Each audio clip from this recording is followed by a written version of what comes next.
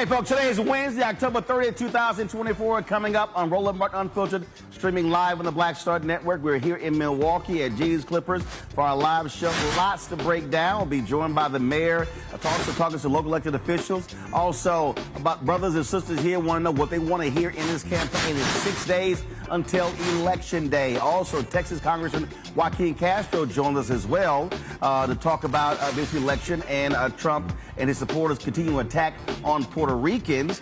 President Joe Biden steps in it last night. MAGA's upset, like we give a damn. And so we'll talk about that as well. Plus, the Supreme Court, the Republican Supreme Court, allows Virginia to continue to remove non-citizens from the rolls, but also some actual citizens have been caught up in that as well. There's a lot to talk about. It's time to bring the funk on Roland Unfiltered on the Black Star Network. Let's go. He's got whatever the biz, he's on it. Whatever it is, he's got the scoop, the fact, the find. And when it breaks, he's right on time and it's rolling. Best believe he's knowing. Putting it down from sports to news to politics. With entertainment just for kicks, he's rolling. It's on go, roll, roll, y'all. It's Roland Martin, yeah. Rolling with Roland now. He's funk, he's fresh, he's real, the best, you know he's Roland Martin now.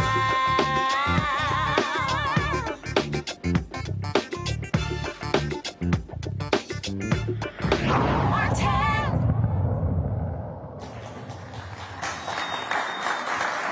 Folks, we are live here in Milwaukee. 6 days until the election. And so we're glad to be here for the next couple of days. And then, of course, I head to Mobile on Friday. And then we're in Detroit Saturday, Sunday, Monday to close this election out. 6 days until the election. And so much to talk about. Donald Trump Republicans are doing a lot of tap dancing after they trashed Puerto Ricans. This comedian at his hate fest on Sunday at Madison Square Garden. Lincoln Project, they dropped this ad to talk those comments.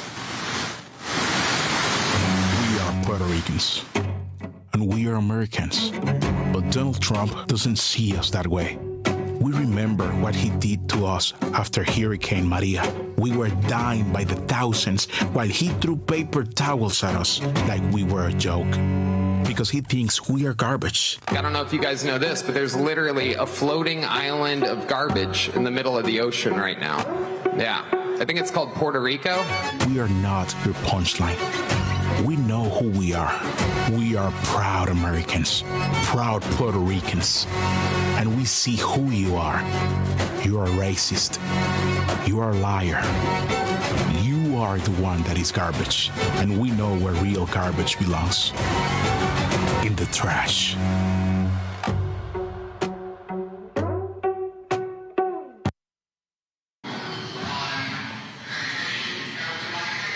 Also, Puerto Rican singer Nicky Jam, who endorsed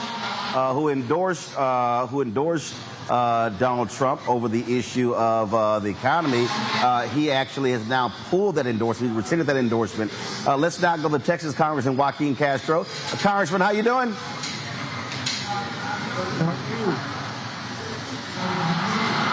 Always good to see you. Let's get right into it. First and foremost, this has resonated beyond Puerto Ricans. Latinos all across the country are up in arms from these comments. You've got 500,000 Puerto Ricans in Pennsylvania, 1.1 million in Florida, 100,000 in North Carolina. And so give us a sense of what you are hearing, not only from Puerto Ricans, but Latinos all across this nation. I mean, people are outraged.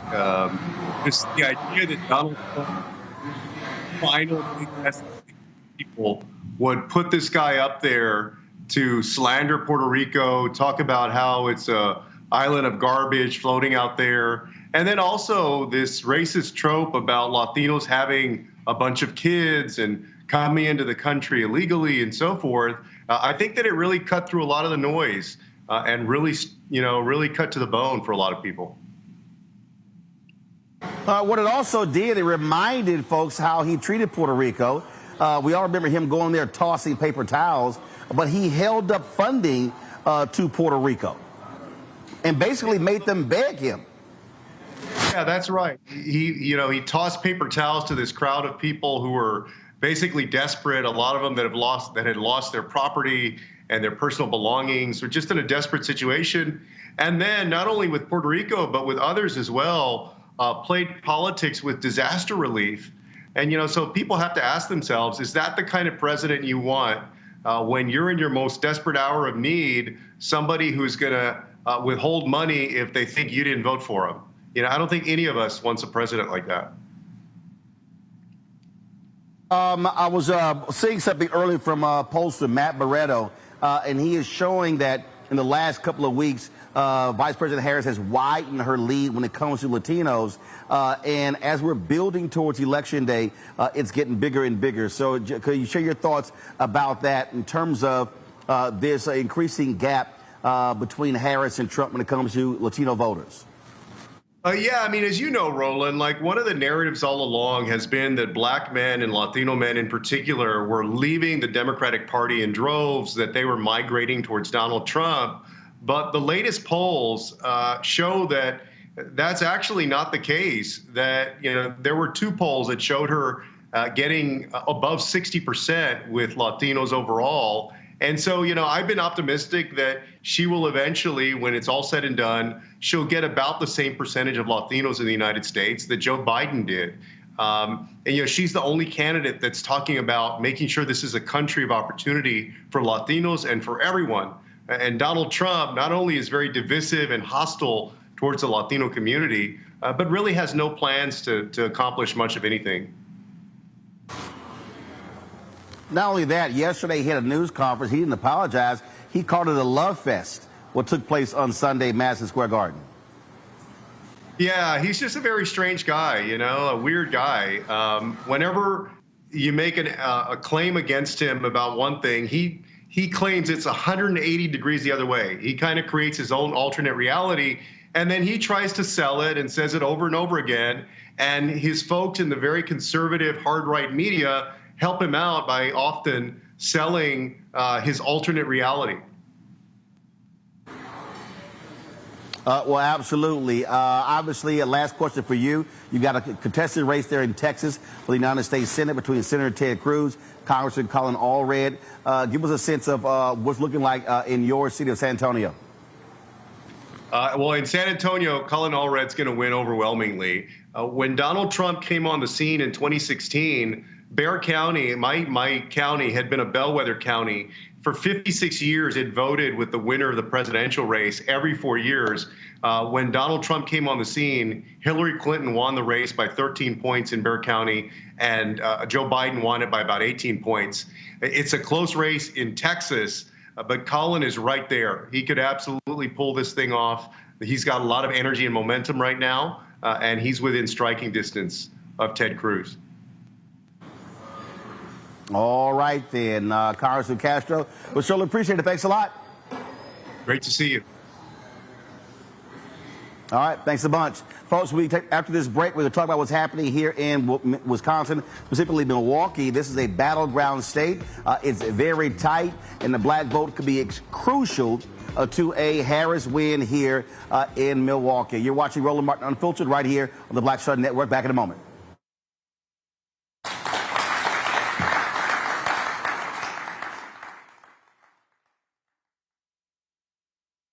Nearly 250 years ago, America was born when we wrested freedom from a petty tyrant. Across the generations, Americans have preserved that freedom, expanded it, and in so doing, proved to the world that a government of, by, and for the people is strong and can endure. And those who came before us, they did not struggle, sacrifice, and lay down their lives only to see us cede our fundamental freedoms to the will of another petty tyrant. So America, in 7 days, we have the power to turn the page and start writing the next chapter in the most extraordinary story ever told.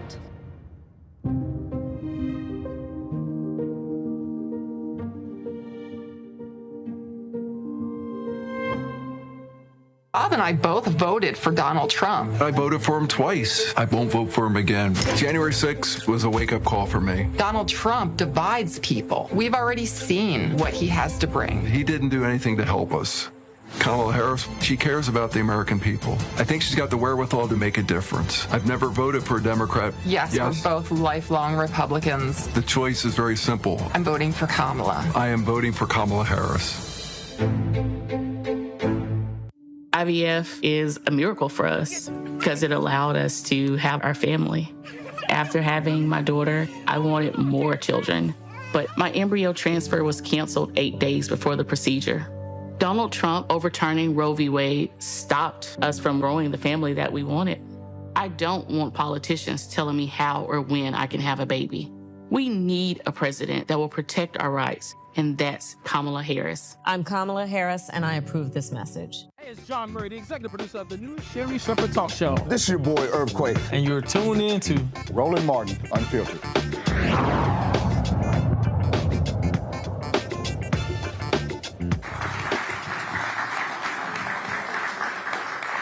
All right, folks, welcome back to G's Clippers here in Milwaukee. Glad to be here 6 days out.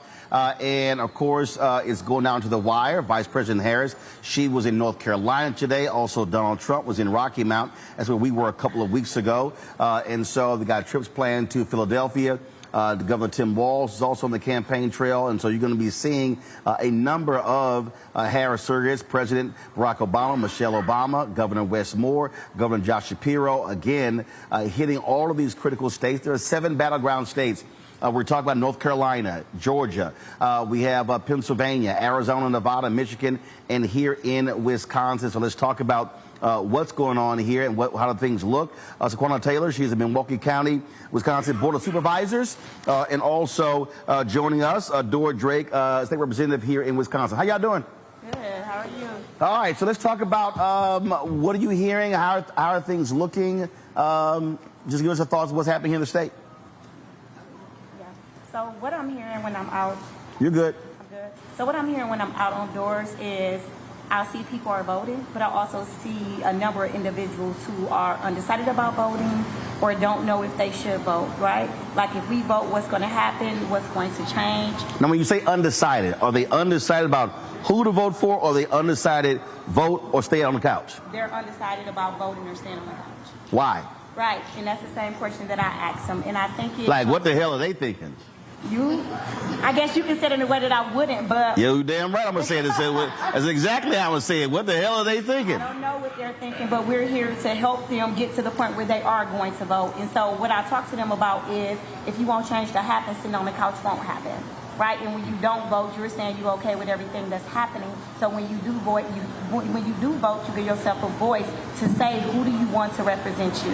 And so I think a lot of times when we think about Milwaukee, especially as being one of the most segregated cities, a lot of times they're saying if our vote doesn't matter, and is my vote going to change anything? And I know it's a person sitting in the audience that won by one vote, so I always bring up their story to say they... Who won by one vote? Sean Lowe, first black man. He won what by one vote? He won city council by one vote, provisional vote. Gotcha. Wauwatosa. Changed the narrative of a vote, and especially the first black man to sit on that common council. And so when they hear stories that are pertinent to them living into Wisconsin, I'm able to change some of those individuals' minds, and some of them are going to vote. But definitely we are a battleground state, as you said before, and I think everybody has to get on the ground. It has to be not just electeds, but also those elders, those community leaders, your family members. If they stand in your house, you need to tell them they need to vote. Nobody can sit on the table or sit on the couch. When you talk about that one vote, Dora, I also think about 2022. So 50,000 fewer people in this city voted in the 2022 midterm elections. Mandela Barnes, who's lieutenant governor, lost by 26,000 votes. And I'm curious, have y'all heard from Ron Johnson since he won? Does he communicate with black folks? And that's a perfect example. If those 50,000 people in Milwaukee vote in 2022, you have a black United States senator, you don't have MAGA Ron Johnson, who tried to overturn the election. Right. And I would ask that too, some of the sentiments that I think we're hearing are people asking for what type of investment are we getting back from the community? And it's a fair question. because obviously in Wisconsin, there are great things that we have, whether it's our festivals. I know there's a lot of buildings, invested in downtown, but people are asking what's happening in our own neighborhoods, our communities, whether it's public safety around reckless driving to even the issues of healthcare. In Wisconsin, when Roe v. Wade was turned over, we had in our state constitution, abortion ban back to the 1800s. And so what we saw at the state legislature was, folks that were looking for healthcare access. And in order to do that, they had to cross state lines in order to do that. So then when you take into consideration, race, class, access to transportation, that hurt the people that we know and love the most. And because of the makeup in the legislature at that time, we were the most gerrymandered state in the whole nation. And so now that we have fair maps, now there's a chance in the assembly to actually have the majority. Well, actually, but before you go to fair maps, right. you gotta add. The only reason you have fair maps is because people voted exactly. in a Supreme Court race. Exactly. And so the maps change. You likely are going to see a different makeup of your congressional delegation as a result of that. And so that's a perfect example. When the Supreme Court goes from 4-3 Republican to 4-3 Democrat, all of a sudden ballot drop boxes were back in. Yes. You change not only your state maps, your congressional maps as well. And so that's also an indication. And now there's likely going to be a shift in power. Republicans may still control one or both chambers, but they won't have the supermajority they had before. That's the result of voting. Absolutely. Exactly. But I think what we're hearing on the doors is, how does that pertain to myself and my own life? I think one of the biggest things I've heard is the economy, right? My groceries are going up, or gas prices. And so we've had to do a lot of not re-education, but addressing the misinformation that's out there, whether it's about who Kamala Harris is, vice president, or what actually is happening. And I've had to let folks know that because of the Inflation Reduction Act, Wisconsin actually got a lot of funds towards economic measures. So we were looking at apprenticeships, unions, contracting. Those are opportunities there. But then when it comes to our issues here, is making sure we actually get a foot in the door. And as the chairwoman of the Legislative Black Caucus, we have been in constant conversations with some of these utility companies stating, hey, we know that you're trying to do business, but in order for us to move forward, we need to invest in wealth. We need to invest in capital and access to capital, because it's one thing to address the social issues that we all see and care about, but it's another to build our community, making sure we have access to capital too. Well, you said it's not a question of re-education, it's a question of misinformation. No, for me, it is a re-education. My man John Hope Bryan of Operation Hope, he said Black America needs a reboot. I said no, it need to be reprogrammed, because I think the problem that we face is a lot of people don't understand the connecting of the dots when you talk about public policy. Yes. And so you talked about the money that came back. Okay, if Biden and Harris not elected, you don't have that. You literally don't have the billions of dollars that actually flowed back into states as a result of the American Rescue Plan, as a result of the infrastructure plan, things along those lines. And then when you start talking about money that was then sent to the state, what folk don't understand is, well, then who's in charge? Right. Well, you have a Democratic governor. That's a difference between a Republican governor. A big difference between your governor now and Scott Walker. Absolutely. In terms of how money is being disseminated. And so, I've been saying for the longest, we need to have Schoolhouse Rock 2.0. Because a lot of folk literally don't have any idea how politics works. They couldn't tell the difference between what you do and you do. That's true. We get it in our office. And you local and you state. Yes. Because they don't know. So we'll get a call sometimes at the county and it'll be a state issue, or I get a call and it'll be a city issue. But once again, because of the miseducation or them not being more informative, I believe it's on us as electeds to say, even if it is a state issue, to say this is a state issue, but not just to say call Dora, for me to make sure I do that warm connection so they get connected to Dora to get what they need. And so as a whole, I think the more that we inform them, the more that we educate them, they can vote, and then they'll know what they're voting for. A lot of times, they're voting because somebody say vote, right? Or maybe it's coming to them to say, who do you vote for? But I think when they see the difference of what policy and procedure happens, they'll make a vote that's conclusive to help them. Also, I think what has to happen, and I see this all across the country. There are a lot of folk who run for office and then communities don't see them again until they run for office. Yes. And if there is a failure, is the failure to me is not having quarterly conversations, community conversations. There's some people, they have town halls. A lot of times they don't. And I think that has to also happen so folks are constantly being made aware of really what's going on and what bills are coming up, what things are being proposed, how they need to have how they need to be weighing in. Because I think we spend so much time on elections where we have massive energy when it comes to organizing and mobilizing. Yes. But the moment the election is over, poof, it disappears. Exactly. And to me, that's a problem. That infrastructure needs to stay in place so once it's over, we're then pressing folk to get done what they say they want to get done. Absolutely. And when I tell folks about, we've started early voting here in Wisconsin already, and the turnout has been amazing. When I went to go early vote, it took me about an hour and a half just to stay in line. So people are aware of it. Damn, hour and a half. What were you voting? Oh, hey, I'm just messing. Look, every vote's good, exactly, because we want people to come out. Voted. Exactly. But, when I'm telling folks about the election, I'm also letting them know that next year the state's going to start their budgeting process. And so we're already getting our departments sending in their budget requests. And so after the election, there still needs to be a follow-up from our constituents, people that we represent. Now, when are your state elections? November 5th. So the same day. So you're on the ballot. Yes. Here. You're on the ballot. Okay, yes. you're every 2 years? So the Senate is 4 years and the Assembly is 2 years. Gotcha. And same time? Yep, the county is in April, but I am on for state assembly, which is first seat. Yes. Yes. All right, so, but you said there are county elections. Yeah, it's a county election. So once this election is over, your county elections are April. Yeah, April of 26. April of 26. Every 2 years. Got it. It used to be 4 and now every 2. Got it, okay. And so how about school district?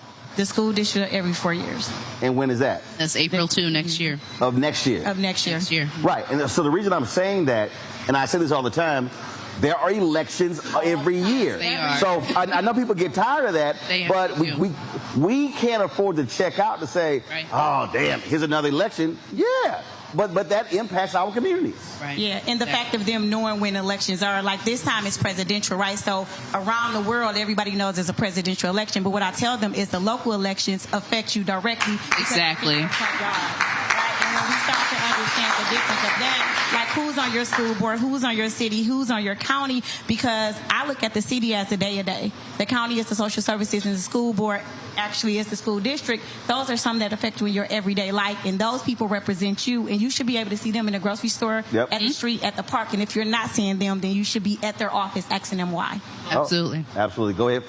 Oh, no, I was just agreeing with her because I think people get so focused, as you said, on the presidential elections. And right now, one of the biggest issues we're hearing about is our school system and public schools. And so I've seen it where people get up in arms about what's happening, and rightfully so. What we're seeing is there are potentially schools on the north side, which are predominantly black children that would be impacted by that. But when it comes to the school board elections, they have the lowest turnout every single year. Well, hold on. So you said they up in arms.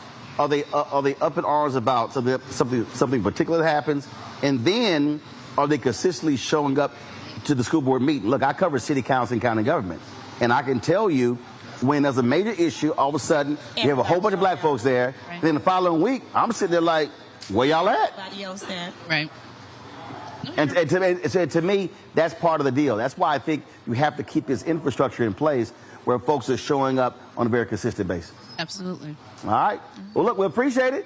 I'm glad to have y'all here. Thanks a bunch. Thank you for being here. Got to go to a break. We come back. We're going to chat with the mayor of Milwaukee. When we come back, folks, don't forget, support the work that we do here at Roland Martin Unfiltered.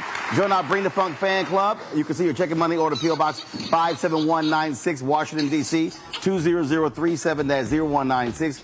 Of course, PayPal, R. Martin Unfiltered. Venmo is RM Unfiltered. Zelle, Roland at RolandSMartin.com, Roland at RolandMartinUnfiltered.com. And don't forget to download the Black Star Network app, Apple phone, Android phone, Apple TV, Android TV, Roku, Amazon Fire TV, Xbox One, Samsung Smart TV. We'll be right back.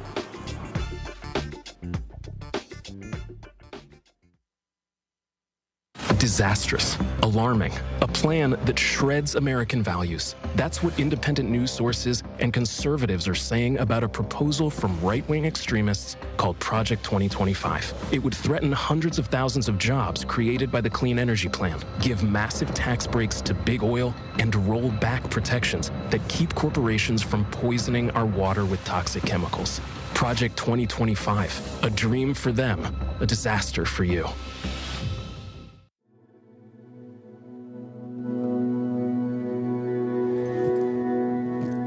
Her blanket.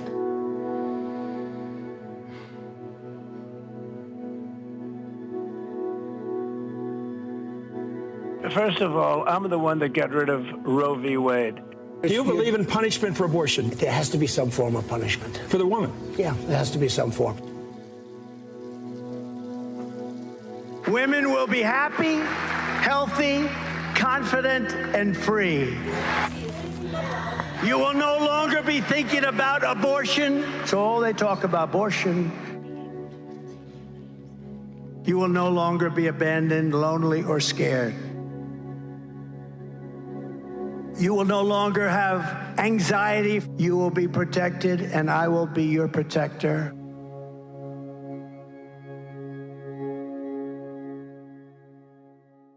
Here's a 78-year-old billionaire who has not stopped whining about his problems. Oh, she had a big crowd. Oh, the crowd. This weird obsession with crowd sizes. It just goes on and on and on.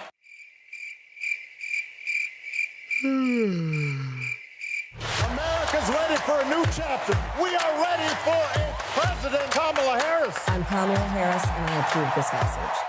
Wrongfully convicted. 5 teenagers were arrested, tried, convicted, and sent to prison. No men were exonerated. What he did to us, he tried to end us. Of course I hate these people. So-called Central Park 5. Calling for execution. And let's all hate these people. You cannot have this man go into office again. I want society to hate him. We were innocent kids. The confessions were coerced. Today, we are exonerated. That guy says he still stands by the original guilty verdict. This is about democracy being on the ballot. I have absolutely no compassion. Look at Kamala. She represents the kaleidoscope of the human family. There's something different happening in America. We will get the opportunity to build a future where we will be able to thrive and not just survive. In 2016, Donald Trump said he would choose only the best people to work in his White House. Now those people have a warning for America. Trump is not fit to be president again. Here's his vice president. Anyone who puts themselves over the Constitution should never be president of the United States. It should come as no surprise that I will not be endorsing Donald Trump this year. His defense secretary. Do you think Trump can be trusted with the nation's secrets ever again? No. I mean, it's just irresponsible action that places our service members at risk, places our nation's security at risk. His national security advisor. Donald Trump will cause a lot of damage. The only thing he cares about is Donald Trump. And the nation's highest-ranking military officer. We don't take an oath to a king or a queen or to a tyrant or a dictator. And we don't take an oath to a wannabe dictator. Take it from the people who knew him best. Donald Trump is a danger to our troops and our democracy. We can't let him lead our country again. I'm Kamala Harris, and I approve this message. Jill Stein, Green Party candidate for president. So why are Trump's close allies helping her? Stein was key to Trump's 2016 wins in battleground states. She's not sorry she helped Trump win. That's why a vote for Stein is really a vote for Trump. Jill Stein, I like her very much. You know why? She takes 100% from them. I'm Kamala Harris, and I approve this message. Hatred on the streets, a horrific scene, a white nationalist rally that descended into deadly violence. White people are losing their damn minds. An angry pro-Trump mob storms the U.S. Capitol. We've seen We're about to see the rise of what I call white minority resistance. We have seen white folks in this country who simply cannot tolerate black folks voting. I think what we're seeing is the inevitable result of violent denial. This is part of American history. Every time that people of color have made progress, whether real or symbolic, there has been what Carol Anderson at Emory University calls white rage as a backlash. This is the rise of the Proud Boys and the Boogaloo Boys. America, there's going to be more of this. Here's all the Proud Boys, guys. This country is getting increasingly racist in its behaviors and its attitudes because of the fear of white people. The fear that they're taking our jobs, they're taking our resources, they're taking our women. This is white fear.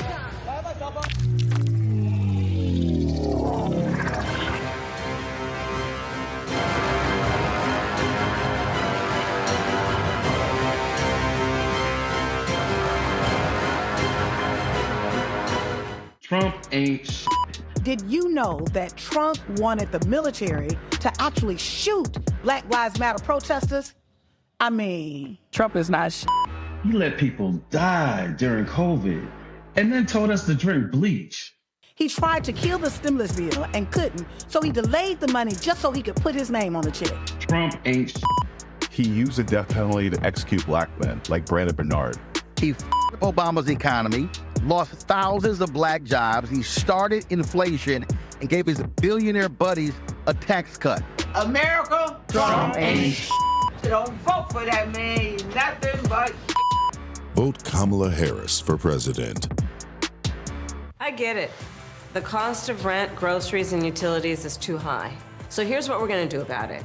We will lower housing costs by building more homes and crack down on landlords who are charging too much. We will lower your food and grocery bills by going after price gougers who are keeping the cost of everyday goods too high. I'm Kamala Harris, and I approve this message because you work hard for your paycheck. You should get to keep more of it. As president, I'll make that my top priority.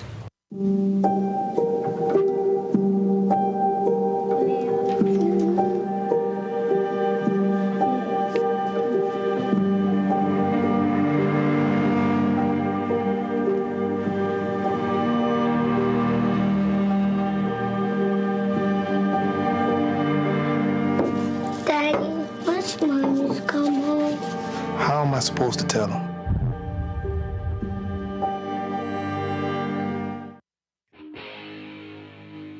A yinzer, I define it as somebody that bleeds black and gold, works hard, and cares about their family and their hometown. Donald Trump, his plan is gonna have me paying more taxes than a billionaire. It just angers me. But he's gonna make life way harder on working families. Kamala Harris, she's gonna bring prices down and make healthcare cheaper. This is our kind of town. She's our kind of president. I'm Kamala Harris, and I approve this message. It's really rich for Democratic leaders to say that Donald Trump is a unique threat to democracy when he peacefully gave over power. He is still saying he didn't lose the election. I would just ask that. Did he lose the 2020 election? Tim, I'm focused on the future. That is a damning non-answer.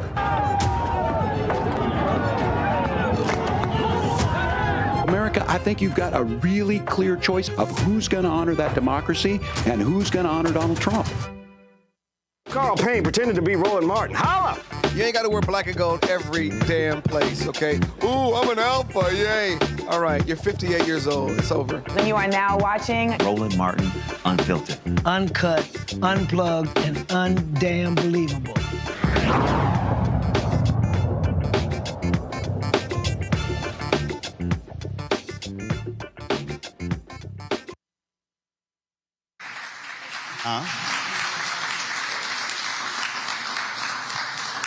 All right, folks, we're back here at G's Clippers here in Milwaukee. As one of the things I said, we've been traveling around this country. 3 weeks ago, we were in Pennsylvania, had 3 stops there. Of course, a couple of weeks ago, we went to North Carolina.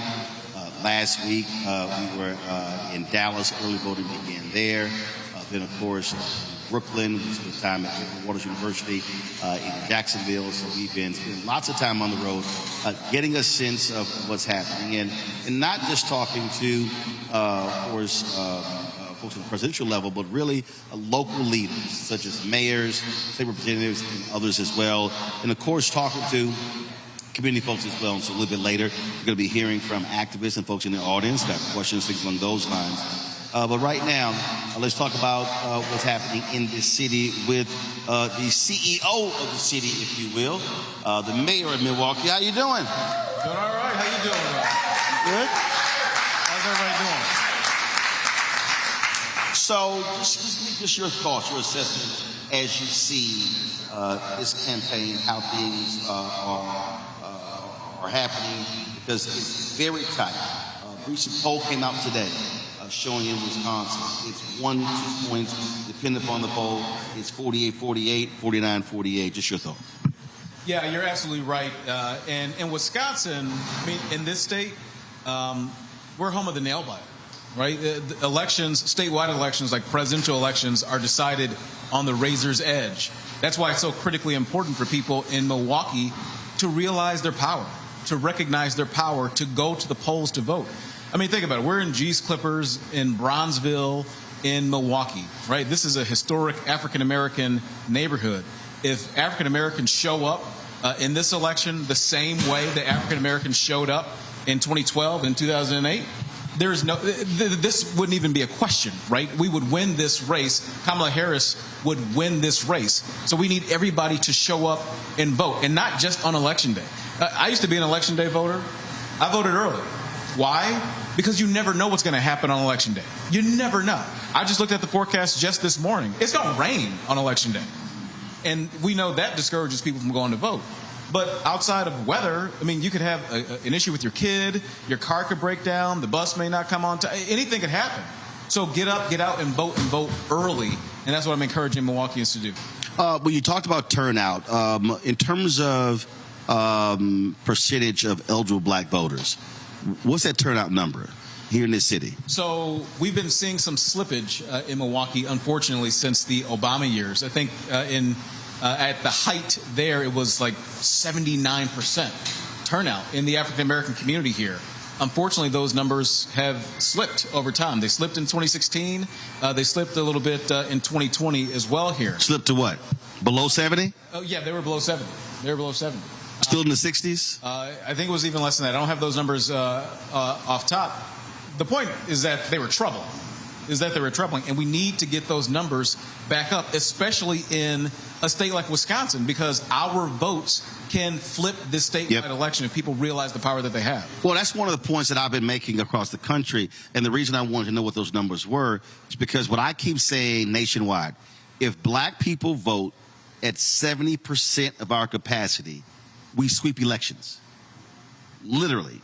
I mean, Biden-Harris won this state by 20,000 votes.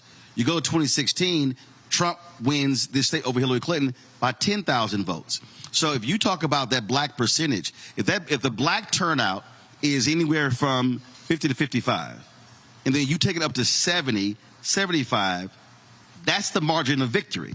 And so forget what everybody else does. Black people can decide that, and not just presidential election. We're not talking about statewide elections as well. And so we could go from Wisconsin to Philadelphia. We can go to Pennsylvania. We can go to Michigan. In Detroit, Obama hit 50% of Detroit turnout. If Detroit turns out at 70%, it's not even a discussion in terms of who wins, which means we are dictating who wins, and now we can have a greater demand when it comes to public policy. Yeah, you're 100% correct. And think about this, right? When you look at what these candidates are offering right now, these candidates for president, Vice President Kamala Harris and Mr. Trump, right? One candidate, talking about, having power and being able to dictate what the policies are, one candidate in this race is focusing on the issues that matter to you, right? There's only one candidate in this race who's trying to bring down the cost of inflation. There's one candidate in this race who's talking about making sure that folks get access to assistance when they're going to buy their first home. There's one candidate in this race who's talking about making sure that when you start a family that you get a tax credit for that to take care of some of those early expenses. Look, I got a 14-year-old son and 6-year-old now twin daughters. I know how expensive it is to have kids. We never even put our daughters in daycare because it was too expensive. Kamala Harris is focused on those issues. And being that, again, that we're on the north side of Milwaukee in G's Clippers in Bronzeville, right, in a historically African-American neighborhood, look, there's only one candidate in this race who has policies geared towards African-Americans, and namely African-American men, and came out recently with policies geared towards Latinos, not just in Milwaukee, but in Wisconsin and across the United States. That's Kamala Harris. All of that is Kamala Harris. On the other side, you got Mr. Trump, and what is he talking about? He's talking about people eating pets.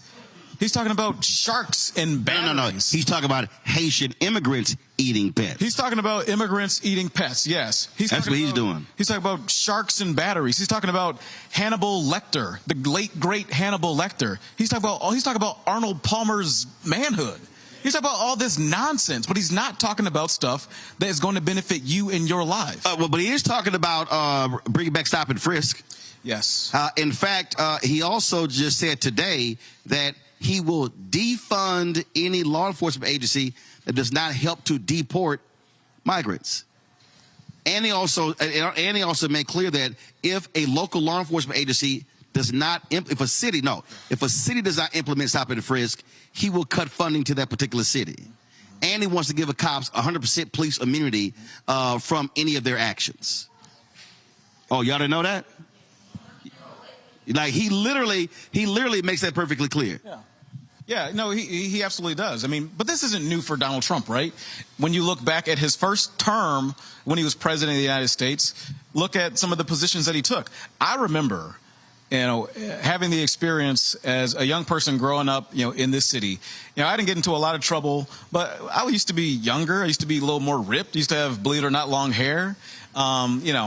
And one time we got to see some photos. I know. And you can pull them VHS tapes out. Alexis and I went to high school. She knows.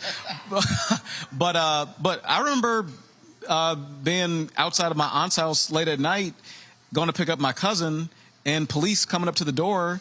I didn't even get the chance to roll the window down and say, "Is there a problem, officer?" I got yanked out the car and made to sit on the curb like I was a criminal.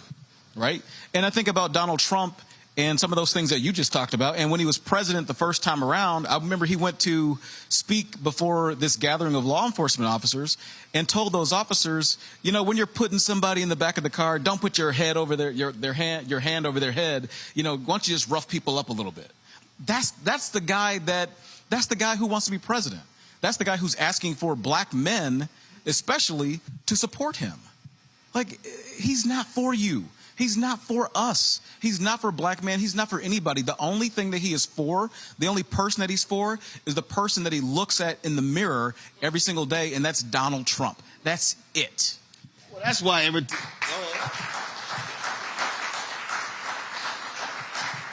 that's why I get a kick every time Byron Donalds drags him to a black barbershop. They look like the two most uncomfortable people in a black barbershop. A black dude and a white guy. Trump ain't nothing. You see him, he like, damn, I got to sit in this chair. He is not trying to do that. But the thing is, you have people who are fixated on, when they talk about, how life was so different. I always hear them say his 4 years. I'm like, no, let's not forget the last two, where that took place. But also the economy, and Obama's talked about this here, the economy that he inherited, that's what he was riding on. We went through a recession in 2009, 2010, 2011. And it was Obama-Biden that, again, pulls us out of that. And then all of a sudden the economy takes off in 12, 13, 14, 15, 16, carries over 17, 18, 19. Well, you look at right now. Finally, after COVID, and then what he did, it's taken 3 years. Gas is now at a 3-year low. You see the inflation down to 2.2%, the lowest unemployment in 50 years. And then turn it back over to the food that tanked it. Oh, hell no. Hell no. Yeah, I mean, you're absolutely right. You're absolutely right. I mean, and President Obama says this when he's out on the stump right now. Trump celebrates the economy. And it's good to celebrate the economy when he was president, because that's the economy that he inherited from Barack Obama. I mean, Barack Obama had 75 months of consecutive job growth in the United States. That happened under President Obama. If you really want to take a measure of the economy under Donald Trump, look at the economy that he handed off to his successor, the economy that actually lost jobs. Donald Trump is only the second president, I think, that actually lost more jobs than they brought in over the course of their time, the other being Herbert Hoover when the United States went into the Great Depression. But he said, no, it was perfect. It was fabulous. It was gorgeous. It was beautiful. Because, he only knows about 4 or 5 words. He only knows that. his folks believe they're going to get 25% of black male vote. I'm like, all y'all high. But you do have folk out there who are saying lots of crazy stuff. What do you say to a brother and a sister here in Milwaukee who is contemplating voting for the orange man or sitting on the couch? What do you tell them? Well, so in Milwaukee, I mean, this is the city of festivals, right? So in the summertime, especially, like, there's no shortage of opportunities for people like me and people like, the state representative, the soon-to-be state representative, and the state senator to go out and talk to people in this community. And before I was mayor, I was on the city council. And when you're an alderman, you go and you knock on doors. I didn't stop knocking on doors from the time I got elected until COVID started, right? And so I brought those same sort of things to the mayor's office. And I don't advertise it so much, but I still go to people's doors. I still knock and talk to them because I want to see them at their doorstep. I want to hear the issues that are going on and talk to them about, elections. And so I've had the opportunity to speak to people in Milwaukee at the festival grounds, the custodians who are keeping the grounds clean, the individuals out in their neighborhoods at their doors. And I talk to them about what's going on, what they see in this election. And I have run into some who are on the fence, who didn't know. And then when you tell them what's at stake in this election. They didn't know about his record, or they didn't know about the election? They knew about the election. They knew what's coming up, but they're concerned about politics. They're not really engaged. They didn't know if Donald Trump was actually telling the truth because he's numbed people with all these lies over the years. Nobody knows. They didn't know if he was telling the truth. Some of them don't. If his lips are moving, he lying. Yeah, well, you and I know that. That man lied about a lie. Yeah. Well, you and I. That's what he was taught by his dad and by Roy Cohn back in the day in New York City when he was coming up. But when I go and I talk to these folks and I tell them about what the stakes are in this election and tell them what Kamala Harris looks to do for them and versus what Donald Trump had done as president and what he's talking about doing, like implementing something as extreme as Project 2025, they understand. And this, not just, women, it's men and it's black men too.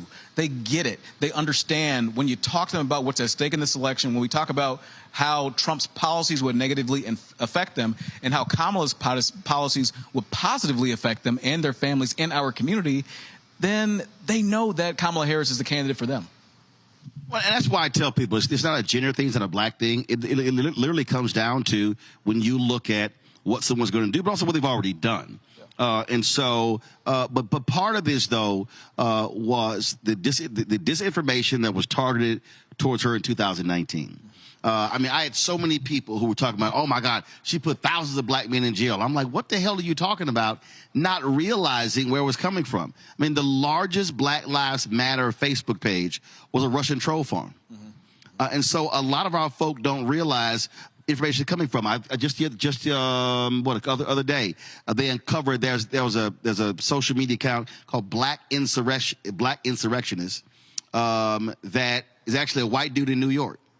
And a lot of the conspiracy theories that have been on social media was started with his account. And so a lot of us must understand who is actually communicating, because we think it's black folks talking to us on Instagram, TikTok, Facebook, and Twitter. And a lot of that are literal Russian, Chinese, Iranian troll farms. Yeah, no, absolutely. And it makes you kind of wonder and think about some of the positions that Mr. Trump had taken when he did have the privilege to be president, right? You look at, the United States and our elections being under attack. You look at all the social media interference that we're seeing in our elections in other places. And when, 17 different intelligence agencies say, hey, this is definitively pointed in the direction of Russia and Vladimir Putin, and Donald Trump stands right next to him and says, well, I don't think it's him. I don't see why it would be, even though all of your agencies in the United States, your intelligence agencies are saying this is what's happening. He says, couldn't be. No, he is who he is. And so you said when he was president, I can't even use those words with him. In fact, there was normally, whether it's the State of the Union or the first speech, the president will actually meet with various TV anchors and for like a 2 or 2.5 hour lunch. So the first one, so I got invited to 3 of them. I went to 2. After that, I was like, I can't listen to this fool anymore. So the first one, president walks in, everybody stands up. They walk towards the president. So I was like that meme of The Simpsons, like they retreat back into the bushes. That was me. So I fell back, and I was like, so I said, well, look, he got to walk this way anyway. And I was standing there, and I said, I can't call his ass Mr. President. Then I was like, I can't call him Mr. Trump. So I'm sitting there trying to figure out what the hell I'm going to call him when he get to me. So he's shaking everybody's hand. He got to me. He's like, good to see you. I went, hi. I could not call. That's exactly what I said. I went, hi. I couldn't call it because my deal is I am not going to give somebody the respect of the office who does not respect the office. And I just couldn't. I mean, I just literally couldn't. And so that's for 4 years. Like, if I referred to him as President Trump, it was a slip up. I just can't even put those 2 words together. Yeah. So come 1 a.m. On November 6th, we should be saying President-elect Kamala Harris next week. So, Mayor Johnson, we appreciate it. Thanks for joining us. Thank you, sir. Appreciate it. Thanks a bunch. All right, folks, we're going to take a break. We come back. We'll chat with community activists, chat with people in the audience. We're going to get their thoughts on issues they care about, what they want to hear, the campaign, and how things are going to go. So you're watching Roland Martin Unfiltered on the Black Star Network live at G's Clippers here in Milwaukee. Back in a moment.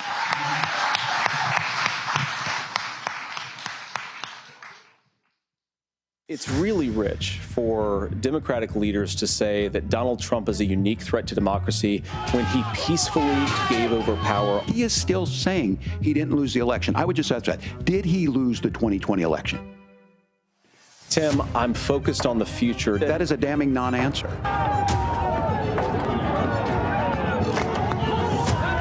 America, I think you've got a really clear choice of who's going to honor that democracy and who's going to honor Donald Trump. Disastrous. That's what independent news sources and conservatives are saying about Project 2025. It would threaten hundreds of thousands of jobs, give massive tax breaks to big oil, and roll back protections. A dream for them, a disaster for you. Winners never back down from a challenge. Champions know it's anytime, any place. But losers may whine and waffle and take their ball home. Trump now refusing to debate a second time. He did terribly in the last debate. He's so easily triggered by Kamala Harris. Well, Donald, I do hope you'll reconsider to meet me on the debate stage. If you've got something to say, say it to my face. I'm Kamala Harris, and I approve this message. The overturning of Roe almost killed me. I had a blood clot in my uterus that caused my labor to have to be induced because of the overturn of Roe v. Wade. I wasn't able to get life-saving treatment sooner. I almost died. And that's because of the decision that Donald Trump made. I was able to get Roe v. Wade terminated, and I'm proud to have done it. The doctors and nurses were afraid that if they treated me in the incorrect way, that they would be prosecuted for that. And that's appalling. Donald Trump says that women should be punished. Do you believe in punishment for abortion? There has to be some form of punishment. For the woman? Yeah. I believe that women should have reproductive freedom to make the choices about their own bodies. 4 more years of Donald Trump means that women's rights will continue to be taken away one by one by one by one. This has to stop because women are dying. I'm Kamala Harris, and I approve this message. Kamala Harris has never backed down from a challenge. She put cartel members and drug traffickers behind bars, and she will secure our border. Here's her plan. Hire thousands more border agents, enforce the law and step up technology, and stop fentanyl smuggling and human trafficking. We need a leader with a real plan to fix the border, and that's Kamala Harris. I'm Kamala Harris, and I approve this message. Trump devastated black businesses. Efforts to save small business from the impacts of the pandemic have largely missed black-owned companies. When I applied for the PPP, we didn't get any help. The big companies, they didn't have to wait. They got their money. People like me were still waiting. My plan is give startup small businesses a $50,000 tax deduction. Right now it's $5,000. Nobody can start a small business with $5,000. So that's my plan. Paid for by Black Voters Matter Action PAC, not authorized by any candidate or candidates committee. He told us who he was. Should abortion be punished? There has to be some form of punishment. Then he showed us. For 54 years, they were trying to get Roe v. Wade terminated, and I did it, and I'm proud to have done it.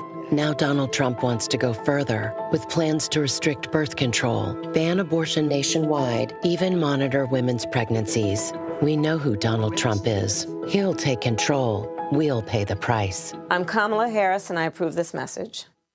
I've had Steelers season tickets since I'm 7 years old, man. Me and my dad, that's our thing. Here we go, Steelers! Here we go! Kick it! I was a 7-year-old with a little mullet, just like a Pittsburgher should have, with a Cordell Stewart jersey on, sitting at Three Rivers Stadium watching in 1995. A Yinzer, I'd define it as somebody that bleeds black and gold, works hard, cares about their family and their hometown. Donald Trump does not care about the working man whatsoever. This guy's not looking out for my family. Talking about giving tax breaks to billionaires, and he's gonna sell out working families to pay for it. Cut our health care. Cut our Social Security. He's a little rich kid, too. He ain't me. Little silver spoon boy Donald Trump. How is he relatable to me whatsoever? The guy literally lives in a country club. Do I look like a country club kind of guy? I'm Kamala Harris, and I approve this message. Bob and I both voted for Donald Trump. I voted for him twice. I won't vote for him again. January 6th was a wake-up call for me. Donald Trump divides people. We've already seen what he has to bring. He didn't do anything to help us. Kamala Harris, she cares about the American people. I think she's got the wherewithal to make a difference. I've never voted for a Democrat. Yes, we're both lifelong Republicans. The choice is very simple. I'm voting for Kamala. I am voting for Kamala Harris. IVF is a miracle for us because it allowed us to have our family. After having my daughter, I wanted more children, but my embryo transfer was canceled 8 days before the procedure. Donald Trump overturning Roe v. Wade stopped us from growing the family that we wanted. I don't want politicians telling me how or when I can have a baby. We need a president that will protect our rights, and that's Kamala Harris. I'm Kamala Harris, and I approve this message. Here's a 78-year-old billionaire who has not stopped whining about his problems. Oh, she had a big crowd. Oh, the crowd. This weird obsession with crowd sizes. It just goes on and on and on.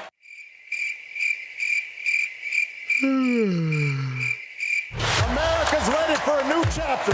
We are ready for a President Kamala Harris. I'm Kamala Harris, and I approve this message. Wrongfully convicted. 5 teenagers were arrested, tried, convicted, and sent to prison. No men were exonerated. What he did to us, he tried to end us. Of course I hate these people. So-called Central Park 5. Calling for execution. And let's all hate these people. You cannot have this man go into office again. I want society to hate him. We were innocent kids. The confessions were coerced. Today, we are exonerated. That guy says he still stands by the original guilty verdict. This is about democracy being on the ballot. I have absolutely no compassion. Look at Kamala. She represents the kaleidoscope of the human family. There's something different happening in America. We will get the opportunity to build a future where we will be able to thrive and not just survive. Hello, I'm Paula J. Parker. Truly proud on the Proud Family, Louder and Prouder on Disney+. And you're watching Roland Martin, Unfiltered.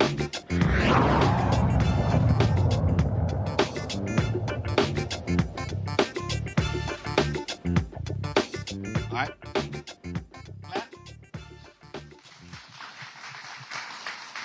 All right, folks, we're back at G's Clippers here in Milwaukee. Last night, 75,000 people were on hand at the Lips in Washington, D.C. as Vice President Kamala Harris made her closing arguments. We were, of course, on hand for that. Here's some of what she had to say. And it will probably be the most important vote you ever cast. And this election is more than just a choice between two parties and two different candidates. It is a choice about whether we have a country rooted in freedom for every American or ruled by chaos and division.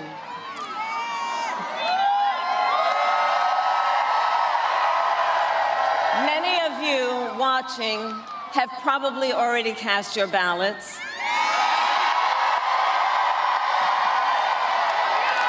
But I know many others are still considering who to vote for, or whether you'll vote at all.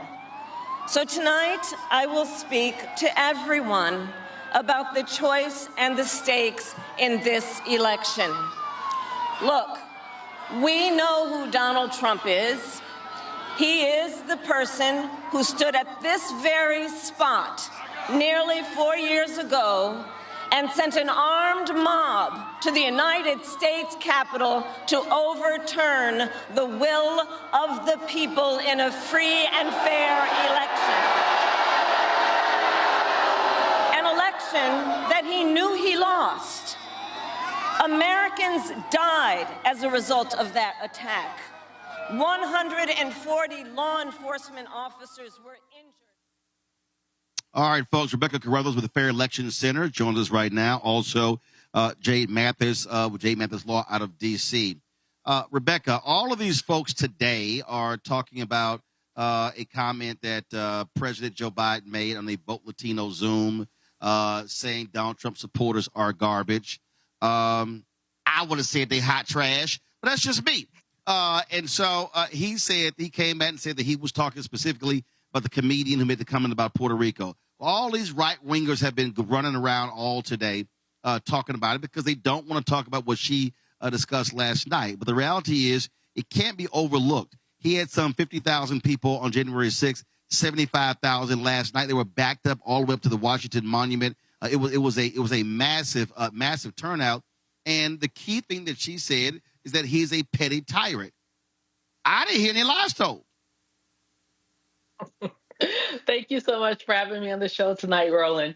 So, one of the things that we heard from the White House today is that they were pushing back that they believe that Joe Biden made a gaffe. We know that Uncle Joe tends to make gaffes from time to time, but also serious people understand that he was pointing out that the comments that were made at the Trump hate rally that was at Madison Square Garden wasn't apropos. In fact, it was very demeaning to all sorts of groups. If you are not white, if you are not straight, if you are not male, you are likely offended based upon the things that came out of that rally.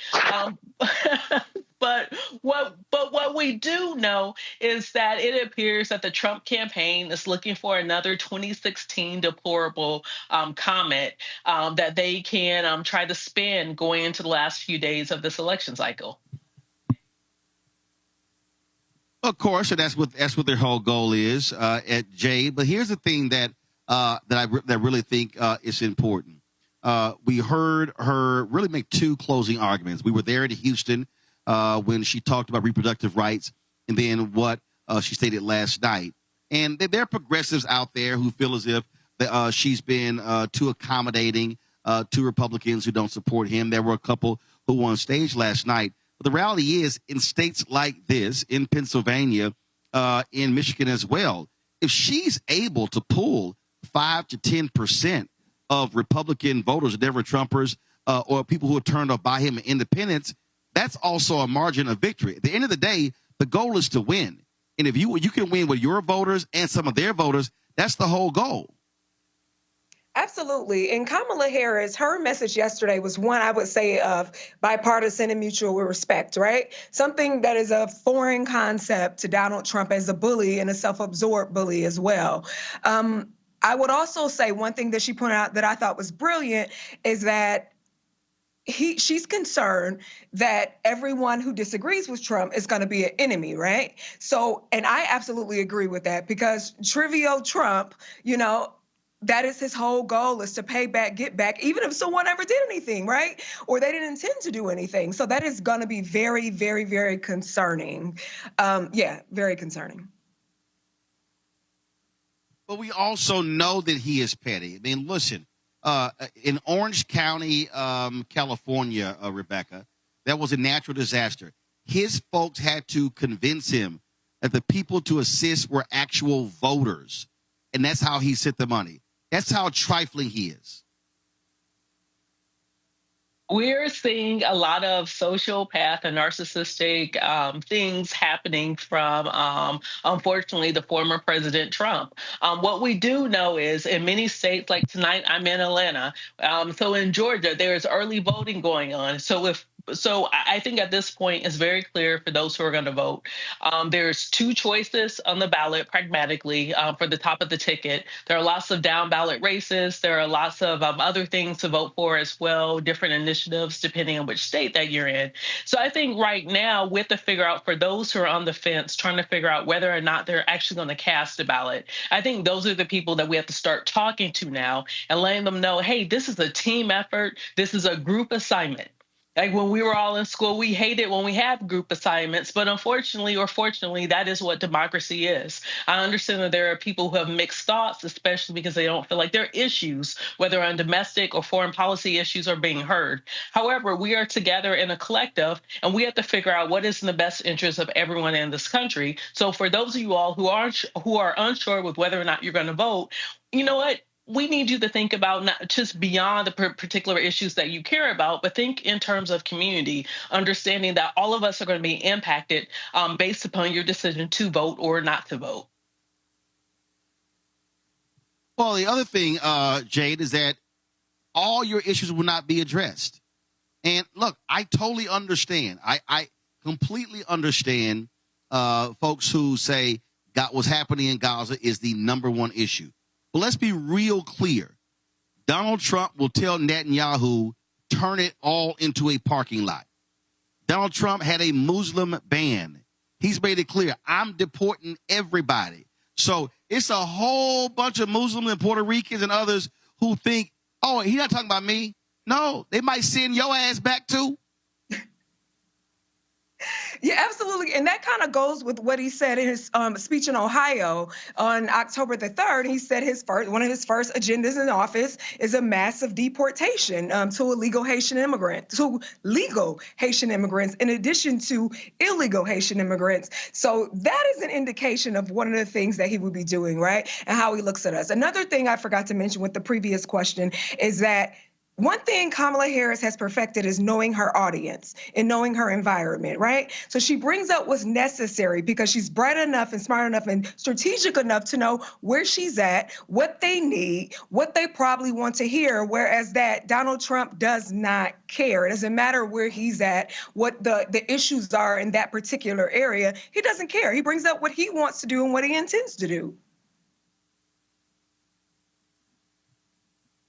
And Rebecca, I swear, if another black person brings up them damn stimmy checks, I'm going to cut somebody out. Because, I mean, first of all, I'm sitting there going, you still tripping on a check 4 years ago that you will not be getting again? They are not going. First of all, Speaker Mike Johnson's already said they want to get rid of the Affordable Care Act. It's going to happen. All right. We already know they were cutting programs when it comes to of the food stamp program. They're looking to cut things left and right. They don't want to do Medicaid expansion. They want to get rid of $35 insulin. So black people, it's a whole bunch of y'all grandmothers and grandfathers who are paying $35 a month for insulin. They want to go back to $400 to $500. I'm trying to understand why some folk are stuck on stupid. Roland, I mentioned that I'm in Atlanta.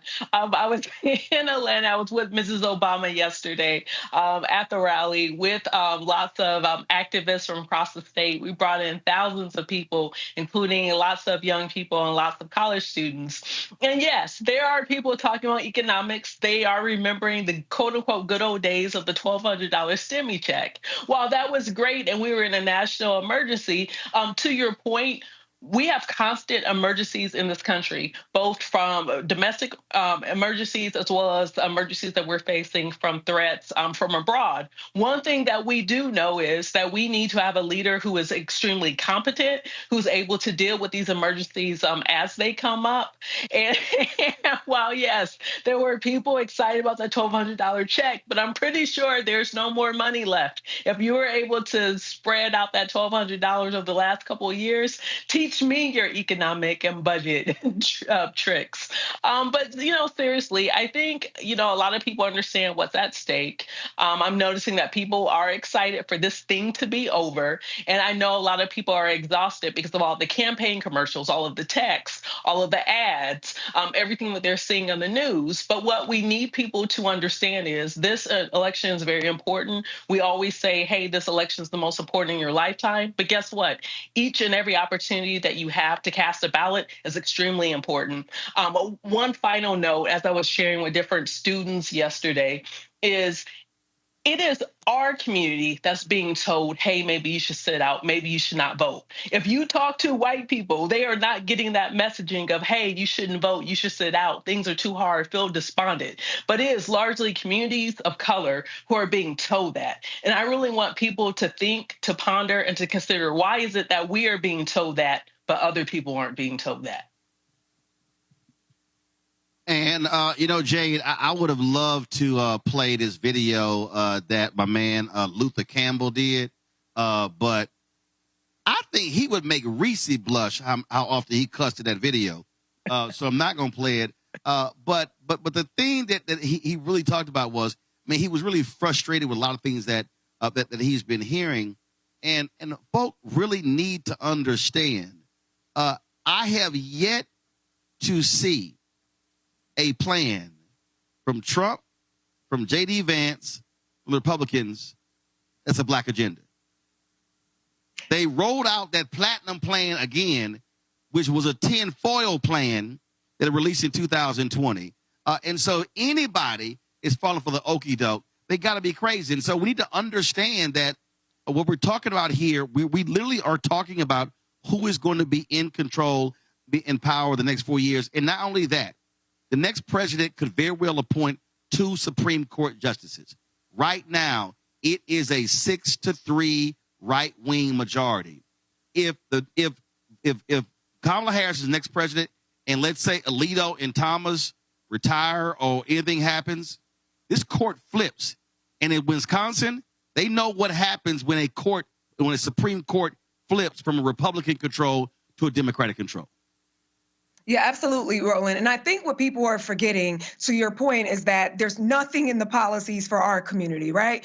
And whatever he's saying or alleging is a stark contrast to Project 2025 for minorities, which would eliminate worker protection, EEOC, Title VII of the Civil Rights Act, DEI. So what it's actually doing is, it's causing more harm, and we have no protection. It's actually taking away more protection than we have now, which is still limited.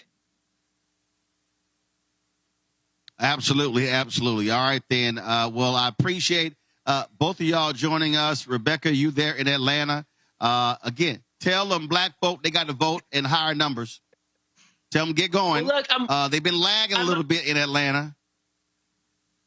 Well, I'm on my way to Tallahassee for FAMU's homecoming. We're doing our vote coming activation. I'm very excited for the stuff that the students are doing, but making sure that their campus is turned out to vote. Well, absolutely. And I want to see all the Puerto Ricans and Haitians in Florida vote, because, man, if we can get rid of Rick Scott and then, of course, take him out and then take out DeSantis next. So, Jade, Rebecca, I appreciate it. Thanks a lot. Thank you for having me. All right, folks, when we come back, we're going to chat with our panel here in Milwaukee here at G's Clippers. And G, also, my man Doc Rivers said, what's up? He said he's going to miss us here. So he just sent me a text. So he told me, how black people got to do shout-outs. Black people will text you for a shout-out. So y'all let Doc Rivers know he got a shout-out. All right, y'all. We'll be right back. Roland Martin Unfiltered on the Black Star Network, live in Milwaukee.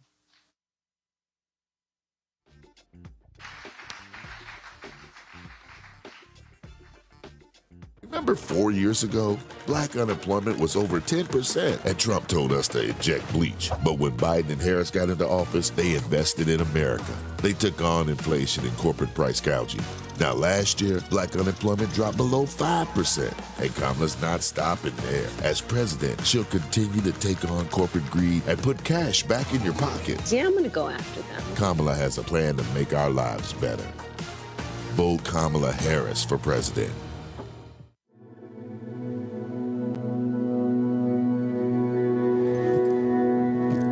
Her blanket.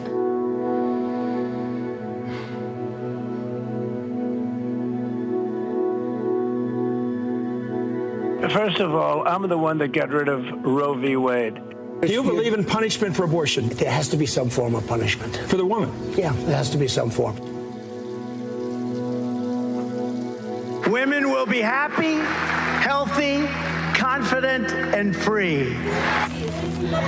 You will no longer be thinking about abortion. So all they talk about abortion.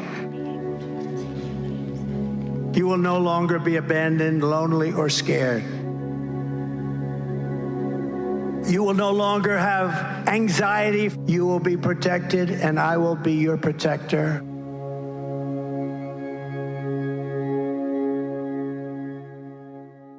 Hey, yo, what's up? This is Mr. Dalvin right here. What's up? This is KC. Sitting here representing the Jodeci. That's Jodeci.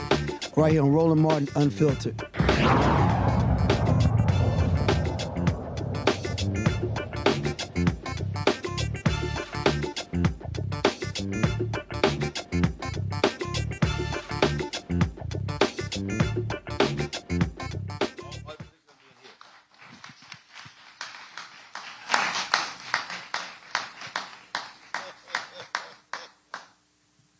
Y'all, welcome back. First of all, how you just gonna walk in front of all the cameras? Now you know you could have walked on that side. Ain't no cameras over there. Ain't no lights over there. Ain't no cameras over there. Or the toilets over there. Well, take the long way around then. I just wanted to be on TV. That's all. Yeah, man. Black folk will do all kind of stuff just to be on TV. All right, y'all. We're here at G's Clippers in Milwaukee. Glad to be here. As I keep saying, look, critical state, one of 7 battleground states that will determine the 47th president of the United States. Of course, black voters are going to be critical here. As we know, same thing in North Carolina, in Georgia, in Pennsylvania, and, of course, Michigan as well. And so we're here talking about the issues that matter and really getting a sense of what folks are hearing. And so I want to bring up our next panel right now. And so let me go ahead and Equan Burrows with Men Who Lead, Chris Conley, educator, Shining Star Christian School. Ed Hennings is an entrepreneur, motivational speaker, and author, and Michelle Bryan is host. Say Something Real with Michelle Bryan, WNOV 860 The Voice. All right, y'all, give it up for him. All right. Equan, I'll start with you. In terms of, look, you're out there. What are people saying? What are they hearing? Do you believe that our people in Milwaukee are motivated to cast votes in this election? Yeah, I know we're motivated, Roland. I know that we need to do something a bit better, though, than we have in the past. And that's connecting. There are a number of entities in the city that are doing dynamic work, doing impactful work. But again, we needed them all to come together.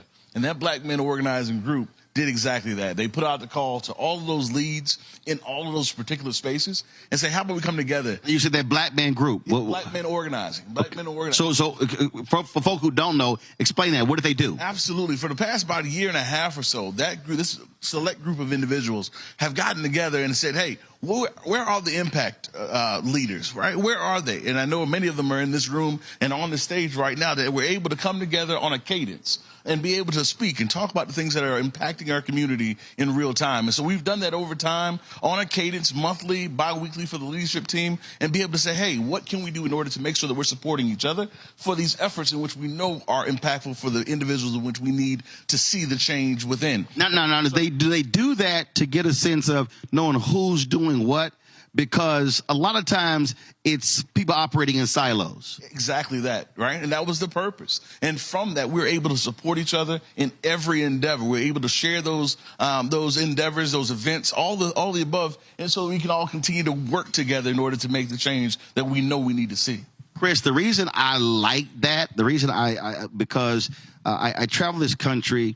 When people stop me, they always ask me, they say, you know, what can we do? What more can be done? And what I keep saying is we have capacity. Yeah. The problem is we have disjointed capacity. Yeah. We got a whole bunch of folk doing stuff other folk don't know. Then if you get together and say, okay, what are you doing? Cool. Y'all already doing that. So I don't need to go into that area. We can go over here. But unless you have those conversations, then you can't do it. Yeah. So, I mean, the demographics are pretty much split. Hold the microphone up a little close. There you go. And what I've noticed and what I've seen, which is terrible, is our disdain for women and the fact that we have a woman that's actually running.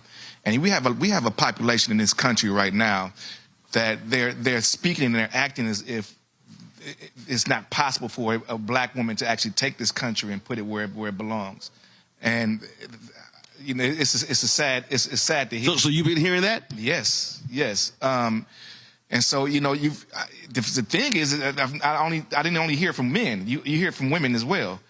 And, you know, I don't know. I think that our heads are messed up or are not, it's not in the right place right now. Well, that's also that ain't a black thing. Yeah. That's an American thing. Yeah. I mean, the reality is, Michelle, we've had female leaders, Germany, the Philippines, Liberia, Mexico, England.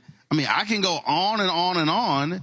In terms of major countries, the United States is one of the last major countries not to have a female leader.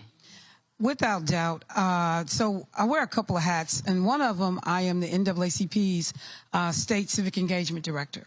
And in that capacity, we did 80,000 text messages to registered black voters here in the state. I'm the person that every one of those 80,000 responses, if they're sent, they come directly back to me. The number of women, black women, that I saw that said not voting for her, called her out of her name, alarmed me, and the number of brothers. So I have told people that while overwhelmingly the responses were positive, and the NAACP is nonpartisan, people told us on their own who they were supporting.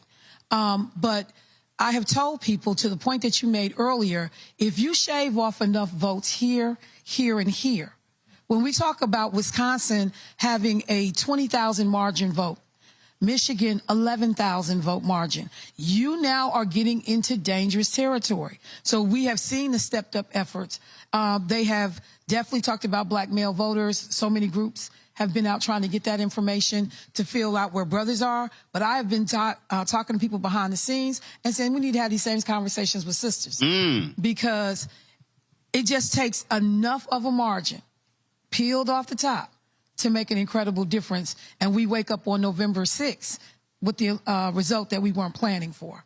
See, Ed, I keep hitting this over and over and over again. We talk about margins. We talk about how close these things are. Again, if you go back, Donald Trump beats Hillary Clinton in 2016 by a total, hell yeah, I called it. You know, I told you I don't play with that. A total of 77,000 votes. 77,000 votes in 3 states: Pennsylvania, Wisconsin, Michigan. 77,000. If you go back to 2008, Obama wins North Carolina by 14,100 votes. You look at 2020, Arizona was 10,000. Georgia was only 11,000. So when you start talking about precincts in states, you literally are talking about 1 to 2 voters per precinct. And so when I hear black folks say, oh, my vote don't count, I'm like, you have got to be out your damn mind, because they working overtime to make sure we can't vote. For sure. Well, just to address the question of what am I hearing, I think my walk takes me to a different demographic, a different precinct per se, right? So I'm in the hoods. I'm in the areas where the voices might not ever be heard, but these voices are not hearing what they want to hear, and that's poverty. how are we going to fix this poverty thing that I'm going through every day? Because when I go in and I speak, and I might talk to some students, I might talk to some parents, and they're in poverty. Like, Ed, you just fired us up for the day, but, you know, when I go to bed and wake up in the morning, I'm going to be still poor. And I grew up in the Milwaukee, A.O. Smith, a Briggs and Stratton, a migration to Milwaukee of a lot of people in this room. We are the kids of that migration, of the 65 and 63 and 68 migration from the South came to Milwaukee because they was escaping poverty. And they came here and it was a land of opportunity. And they haven't seen that opportunity again. So now everybody is trying to get that back. Those of us that grew up in this Milwaukee, we still chasing that old Milwaukee again. But here's what I would here's what I would say to them or to someone in any other city. Old Milwaukee is not coming back. And so let me explain what I mean by this. So this here used to be a bank, right? Now, here's the reality. When is the last time, so by show of hands, the people on the panel, when is the last time you physically walked into a bank?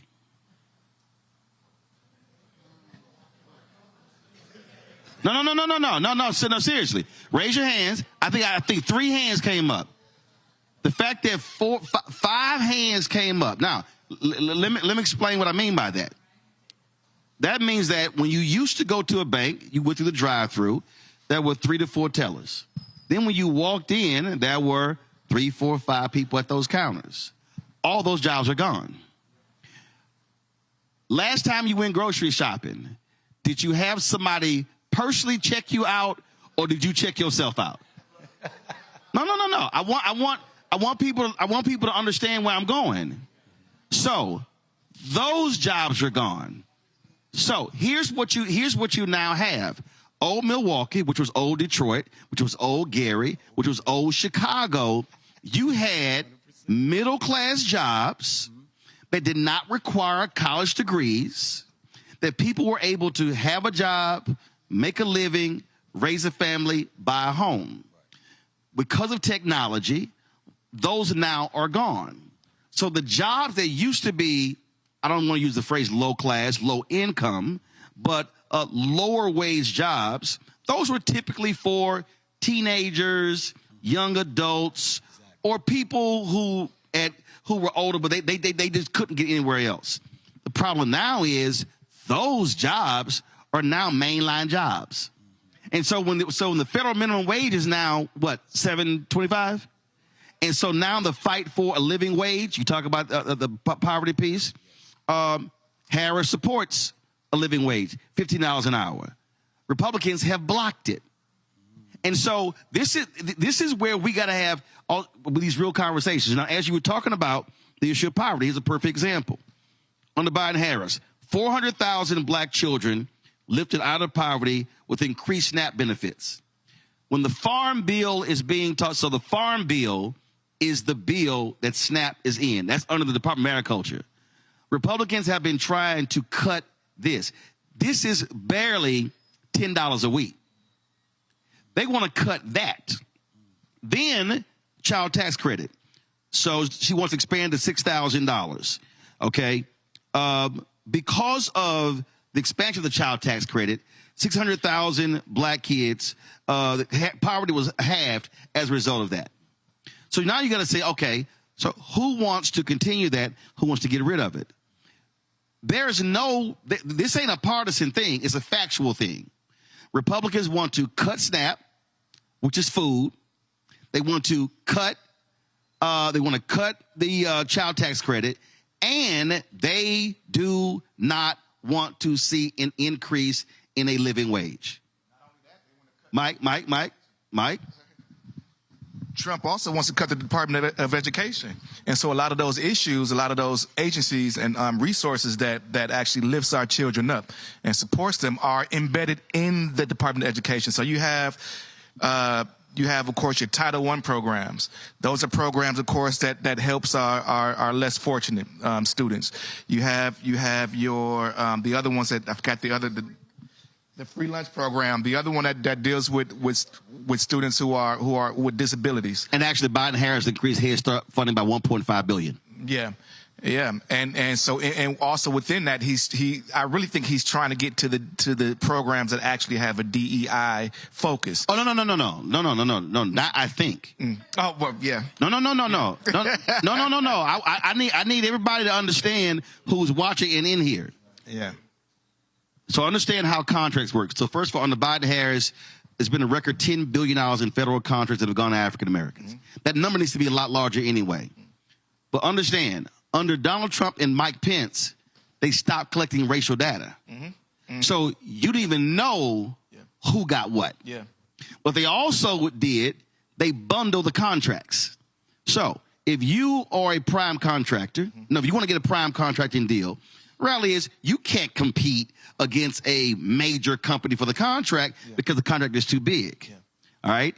What Obama-Biden did was break it apart. That's taking a page from Maynard Jackson. So the reason Atlanta is what it is because he broke apart the contracts. So you were a smaller black-owned business. You could bid for a prime. And the way the rules are written, once you have been a prime contractor one time, you now can apply for other prime contracts. So Trump bundled them back. Yeah. Biden-Harris unbundled them, okay, in order to be able to compete. And so these are the nuances that a lot of people don't quite understand in terms of policymakers, but that's also a direct result of who wins because not only when the president wins, they now get to pick their team. They now get to pick who's in the Commerce Department, who's in the Minority Business Development Agency, who's now in the SBA, who's now in HHS and all the different places. And so that's what happens when you win. Right. Your team wins, and now it's a difference in terms of who they want to help. Again, it's got to bring it back for a landing here. I think that's why we have to continue to collaborate. We have to continue to come together. And again, under the leadership of Walter Lanier here, under the Great Lakes Empowerment Center, we've been able to come together on, again, that cadence to bring educators, community persons, business persons together to talk about these real issues and to set a plan to chart our way forward. So I'm excited about continuing to do that work and to do that work within the next 6 days. There's a lot more we need to do, and there's a lot of folks doing it. So I look forward to continue to publicize that and make it known. Go ahead, Michelle. I see that. I saw you over there. Michelle was doing that butt dance. Michelle, so let me explain why the butt dance is. Normally when I'm kicking somebody's butt on TV, they start moving in the chair. When he said that, Michelle was like, I know he did not. I know. I saw you. Go ahead. And I'm glad you did. And I see everything. Go ahead. Look, I certainly respect the folks that have said that we are doing everything we can to move out of silos, to work across, different agencies, groups, organizations to come together. But as somebody who sits in a seat where I get to have conversations with people every day, I never talk to some of these people. Folks who say, I'm on the ground, I'm doing the work, I believe you. But I ain't never heard from you. And I can go to person after person who say, I don't know anything about it. So while we have to also pay attention to that this is an ever-growing process, we can't get too confident that we got it all figured out because you will talk to, and, I was thinking about that when Mr. Hennings was talking, you will go into neighborhood after neighborhood and people will tell you, I ain't seeing nobody. And, but it's millions of dollars on the ground right now in Milwaukee. Right. It's all kinds of, everybody had a get out the vote rally, had it this. We had 12 people at it. We had 25 people at it. And then and I told people too, I said a number of our organizations, I had to say this across the board, and I didn't leave any organization out. We look good on paper. We look good on paper. We checking boxes, we showing events, but if real photos got taken at those events, if real data was collected from those events, we are in trouble. And this is from our landmark institutional organizations and everybody in between. So I'm just saying, we got to tell some truths too, that it's tons of work that still has to be done.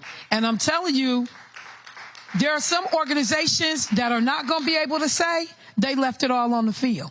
Well, that's why, listen, I often challenge, that's why a lot of those landmark organizations don't come on my show on a regular basis, because I believe, and this is not a black thing either, I believe the one word that nearly everybody hates is accountability. It's real life.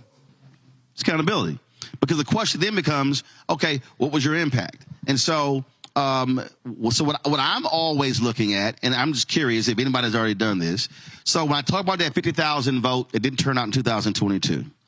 Are folks here looking at what I call the 10 to 20th lowest performing black precincts? And are they taking that data and then going door to door, touching those people anywhere from 4 to 6 times before Election Day? No. That's not true. I don't know. Okay, fine. Hold on. Wait. You can give me your thoughts. Then you give me your thoughts. Also, don't we have more than one microphone? We only got one microphone? Where's the other microphones? I thought we had. It's one right. It's a small. I thought we had like 3 or 4 up here.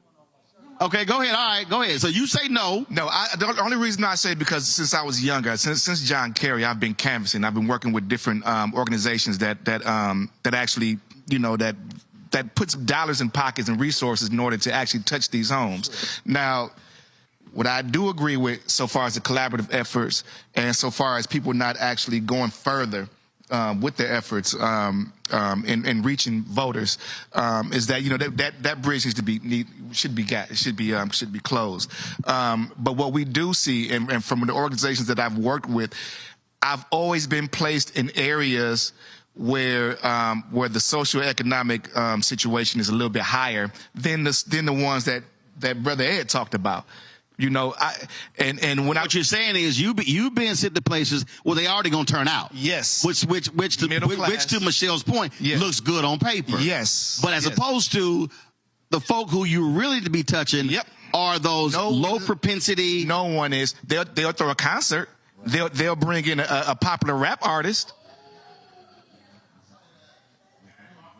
And that's about it.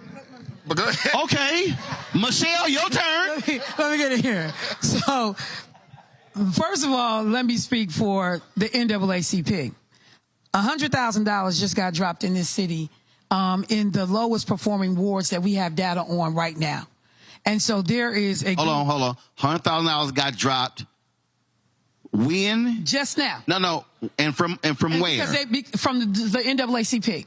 The national office. National office, yes. Dropped $100,000 in Milwaukee. Yes. Okay, to do what? To go into the wards that the data is coming in right now on absentee voting, absentee ballots, early in-person voting, and we are seeing the data where there is low performance, low turnout, and so they have put people on the ground to knock 12,000 doors in those immediate in areas where there is no activity or low activity happening. There are other groups that have also reached out and have said we are looking at, they named automatic ward, or automatic ward 7, district 7, wards 15 through whatever. There are people that are actually pulling that data.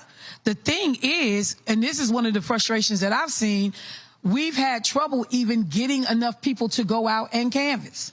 Or you pay somebody $20, $25 to canvass. They try to send them out with the tablets so we can monitor if you're actually at the door, if you're actually talking to people. And I'm not talking about the NAACP, but organizations have had to let people go. Power to the Polls has been trying to make sure that they are hitting these disaffected, low voter turnout areas. But we are running into issues having legitimate canvassers and people out here doing some of this work. Okay, so I'm gonna ask this here because this what you just described. This is where I see the hole. The money just got dropped now. Yep, for the election. No, hold on. No, wait. Let me finish. So, if we knew there was a 50,000 vote drop off in 2022, what was being done in all of 2023 and January to October 2024 to educate, inform, canvass, communicate? Because I can't wait. If I have low propensity voters, I can't wait till the week before to holler at them. So the reason I asked the data question, I'm looking at from 2 years ago. 2 years ago said it's going to be a problem 2 years later. What happened in the last 2 years? So let me just say this: that work has actually been done in terms of reviewing. By who? Like I said, I can only speak for the NAACP, at least from this level, in an organization I'm personally familiar with, and so. They have had people and staff on the ground, on board, in the high-profile states and swing states since February. In my case, I came on board in June. We were doing direct work with the units but like Milwaukee or Wisconsin, we only have 8 NAACP chapters here. 2 of them are not active. So we are talking about 6. That means you don't have 8. No, exactly. But what I say, on paper. And so there are organizations that have definitely been on the ground. And when I mentioned the $100,000, that's additional money. There have already been other dollars allocated to having, education, civic engagement, whatever units have said they wanted to do. They have been able to reach out to me to help finance and fund those things. We have been trying to, put that money in the community. I know we're not the only organization doing that. And, when I talk to what's happening with the Urban League and Mark Morial, who I'll be talking to tomorrow, we're getting report outs from people. The one thing I will say is that it's a lot of work. It's a lot of people to try to reach. And so folks are working on limited budgets. A lot of people are tapping the same canvassers because this is work a lot of folks don't want to do. People don't want to go to people's houses anymore because you're getting cussed out when you go. That's why it looks better when you got these bruhs walking behind you. Because we have, and then in this climate that we are in, folks didn't want to phone bank for us. They were worried about people cursing them out. I've been called everything under the sun, and I mean, go ahead, throw the N word, put the B in front of it, and add a C on the end. I have been called all of that. And so trying to get people, we've had people even with our poll workers who have said, I don't want to do it this time, y'all. I can't be Ruby Freeman them down in Georgia. So, we've got real challenges trying to get out here, but I know there are organizations that are data-driven, that are looking at the metrics. They've got money up front early, and they are following up like, okay, this is an additional hole we need to plug. And so that's what the NAACP has been trying to do. The reason I keep pushing that is because what I'm trying, oh, you already mic'd up. What I'm trying to get our people to understand, and Cliff Albright, Latasha Brown, and Black Voters Matter always talks about this. This literally has to be 365. We literally have to get out of, all right, August to Election Day, all right, let's get focused. Because I'm thinking about, right now, I'm sitting here, and I was on the phone yesterday with somebody. I said, Kamala Harris wins.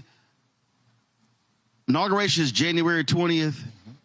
If you're Democrats, you're working on the midterms on January 21st. Because you can't wait.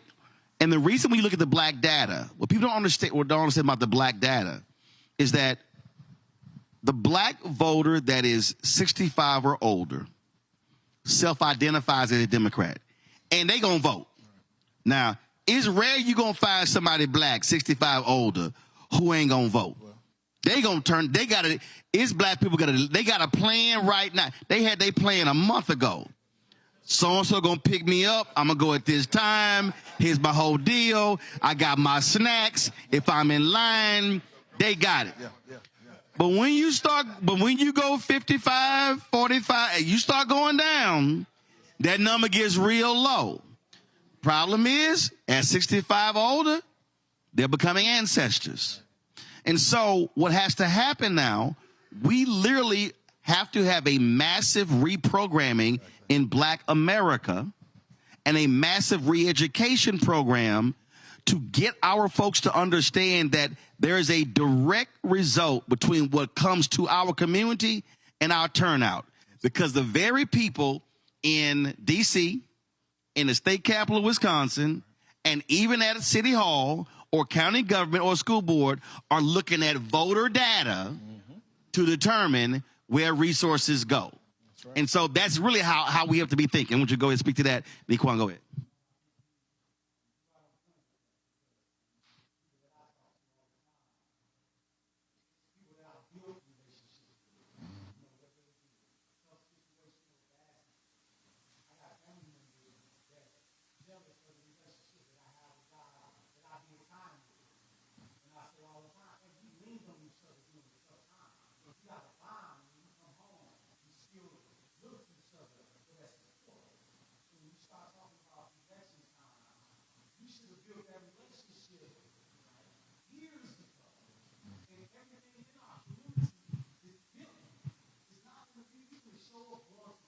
Right.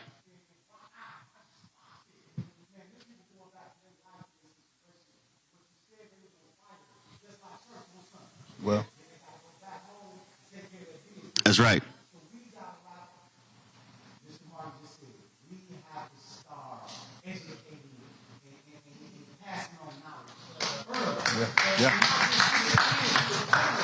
Yeah. That's it. Go ahead. I was going to say this same energy that we have after this election, we have a whole nother one coming up in April. Right. County elections. Right. And so this is where you keep that steam going. This is where you keep the education going. And what no one is really talking about is new voters. I went to vote today, and at one of the early voting sites. And I'm not going to even lie. I went a couple of days ago, and the line was so long. I said, "Nah, let me pick another." See, you ain't bring your snacks. Oh, right, exactly. Like, see, you are like the old folk. Exactly. Old folk would have had an extra bag. They water. See, but I went today.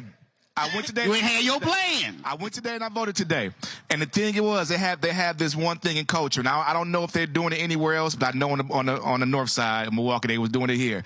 Every new voter, and I only got the chance to see one of them. But there was a new voter, new registered, and they would yell out, "New voter!" in the whole building. "New voter!" I heard that one time. Yeah. And so that's the thing. I remember when when Marvin Pratt was running for mayor, and some brothers of us, Quab and I, Nixon was one of them, and we were in the hoods that we were talking about, that he's talking about, where he's talking to people at where the less desirables are, the ones who don't have a voice. We registered something like, was it 80% new voters? Wow, new voters. There you go. This is the population who people are ignoring. There you go. There you go. Final. But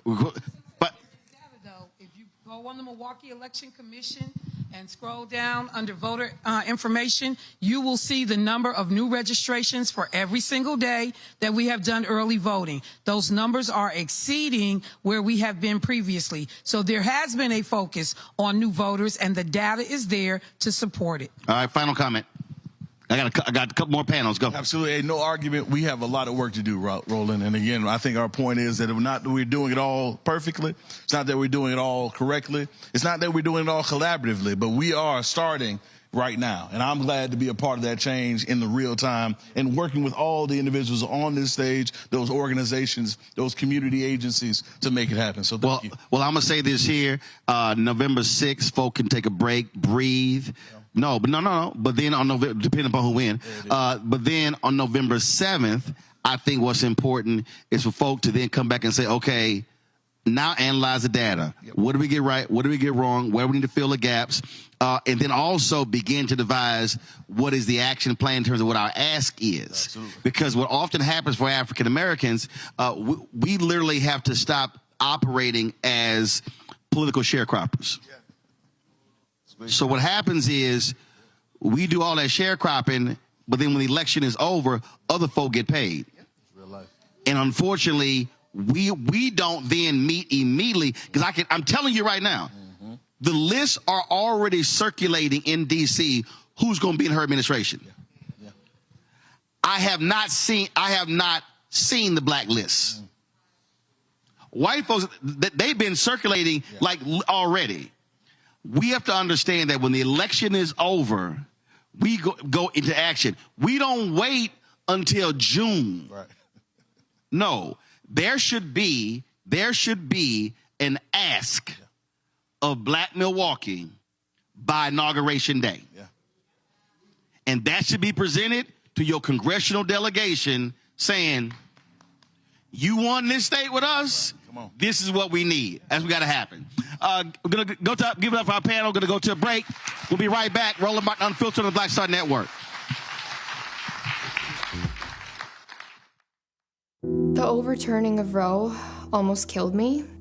I had a blood clot in my uterus that caused my labor to have to be induced because of the overturn of Roe v. Wade. I wasn't able to get life-saving treatment sooner. I almost died. And that's because of the decision that Donald Trump made. I was able to get Roe v. Wade terminated, and I'm proud to have done it. The doctors and nurses were afraid that if they treated me in the incorrect way, that they would be prosecuted for that. And that's appalling. Donald Trump says that women should be punished. Do you believe in punishment for abortion? There has to be some form of punishment. For the woman? Yeah. I believe that women should have reproductive freedom to make the choices about their own bodies. 4 more years of Donald Trump means that women's rights will continue to be taken away one by one by one by one. This has to stop because women are dying. I'm Kamala Harris, and I approve this message. Kamala Harris has never backed down from a challenge. She put cartel members and drug traffickers behind bars, and she will secure our border. Here's her plan: hire thousands more border agents, enforce the law and step up technology, and stop fentanyl smuggling and human trafficking. We need a leader with a real plan to fix the border, and that's Kamala Harris. I'm Kamala Harris, and I approve this message. He told us who he was. Should abortion be punished?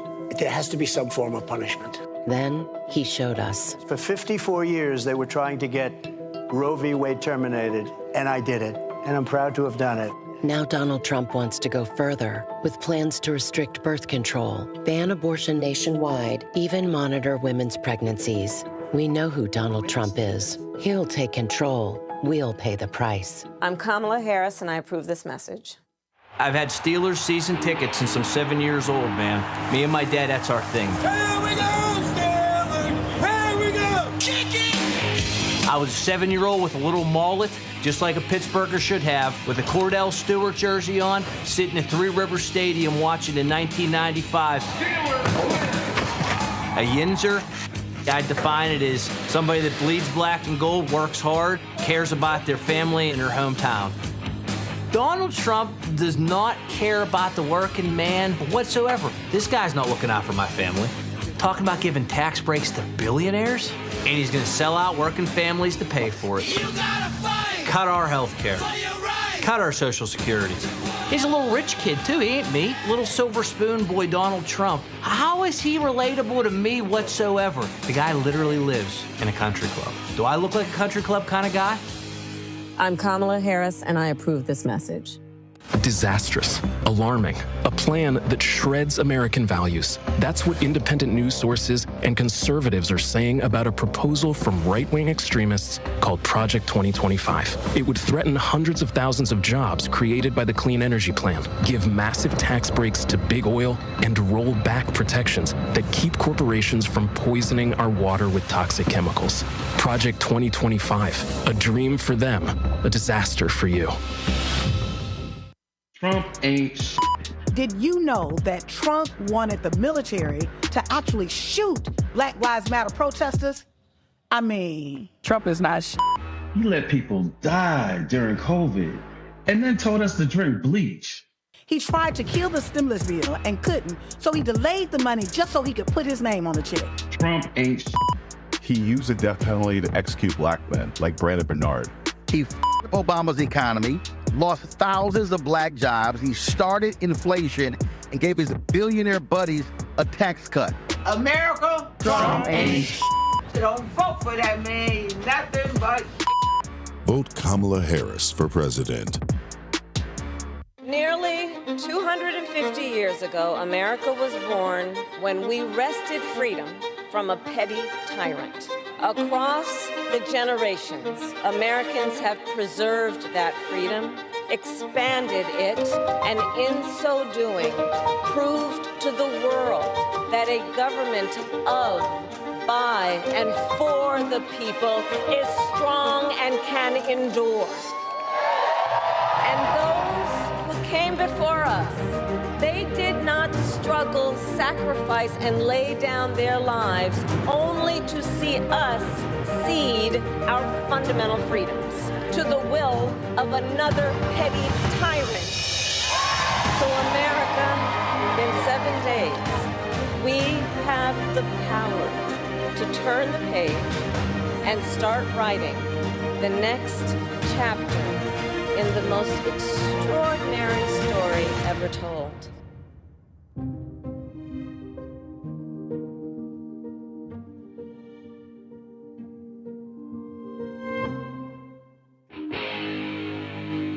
A yinzer, I define it as somebody that bleeds black and gold, works hard, and cares about their family and their hometown. Donald Trump, his plan is going to have me paying more taxes than a billionaire. It just angers me.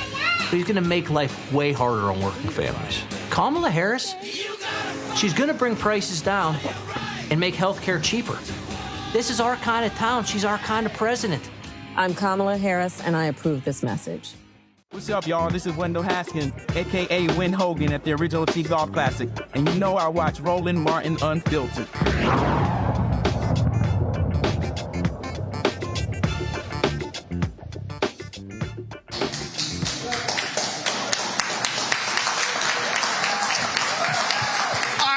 Welcome back to G's Clippers here in Milwaukee. We've been having some great conversations. I hope y'all are enjoying this much needed dialogue about what's happening in this city and in this state. Again, one of 7 critical battleground states in the presidential race. And so we want to have our last panel here. Let me welcome to the panel Walter Lanier, pastor, Progressive Baptist Church.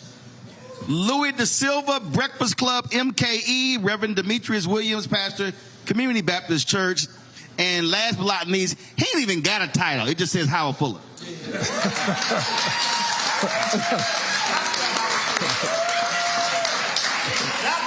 He ain't even got a title. I was reading a book, y'all. I was reading a book. I can't remember what the book was. And it was an African name. I'm reading the book. They talking about his brother. He was making all this noise, yelling, hollering, shouting, changing stuff. Then they went, and later he became Howard Fuller,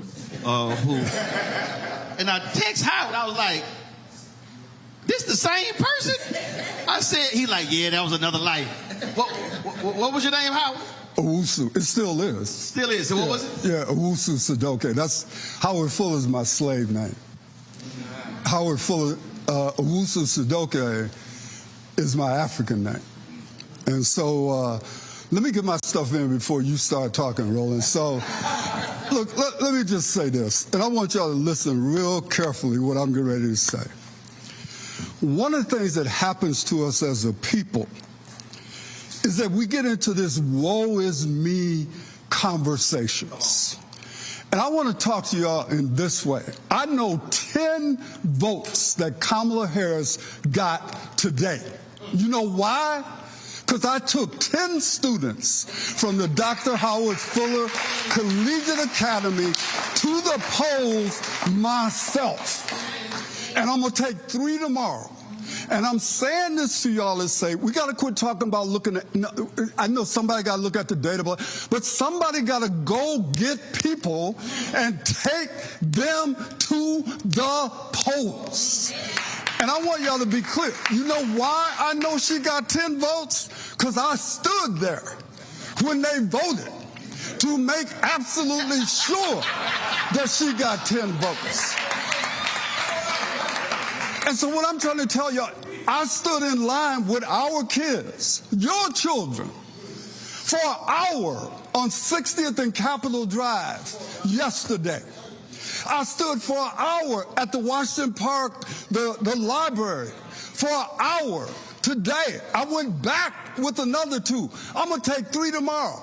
And I know it's a problem because they got to go first to the DMV and they got to have their birth certificates so they can get a Wisconsin ID. You can then take them to get registered, and then they can vote. But you know what? They all did it. And I held a seminar with them before we went, because there was 4 I'm talking about, Doc, you know, like, I'm young, I don't see why I'm trying to vote. You know what I asked them? I said, do y'all like me? We love you, Doc. I'm on Social Security. You got one dude out here who talking about cutting Social Security. What about your grandparents? What? And when I got through, there wasn't nobody in our group that wasn't ready to vote, and I took them there. The last thing I want to say is this. I'm a single-issue voter. My single issue is Donald Trump. He is the most despicable-ass human being walking the face of the earth. And all of y'all out here talking about 3 cents for gas. This man wants to destroy your personhood. And so there's got to be at least one of us out here that ain't explaining about the earned tax credit or the child tax. We're saying that this is a white supremacist who is trying to destroy everything that we have fought for over the last 50 years. And I ain't got time to explain to you every damn detail about policy. This man cannot be the president of the United States. We can talk about policy after we defeat his ass. You feeling me? So that's my point. Yeah, I told y'all.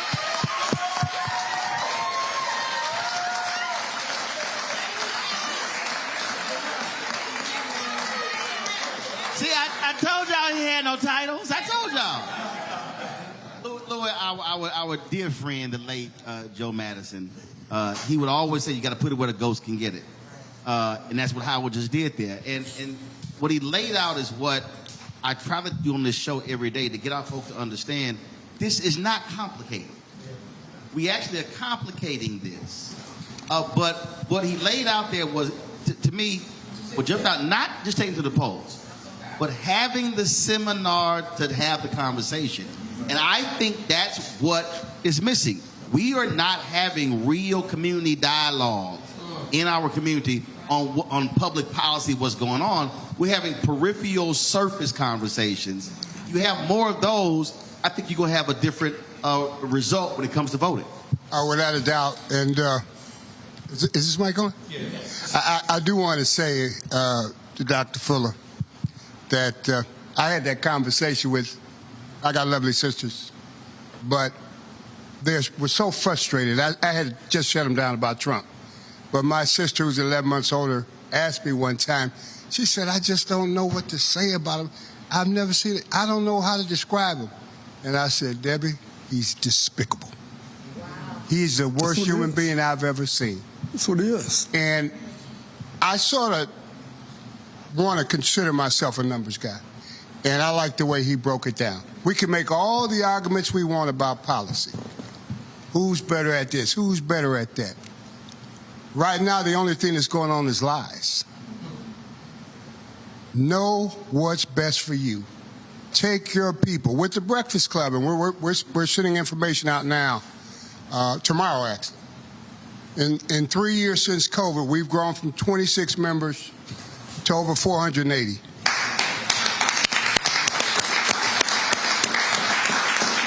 This is all over the country. And we come together once a month. And I tell people, when you come there, if you grew up in Milwaukee and you're over 50, you'll see 50 people you knew for over 50 years.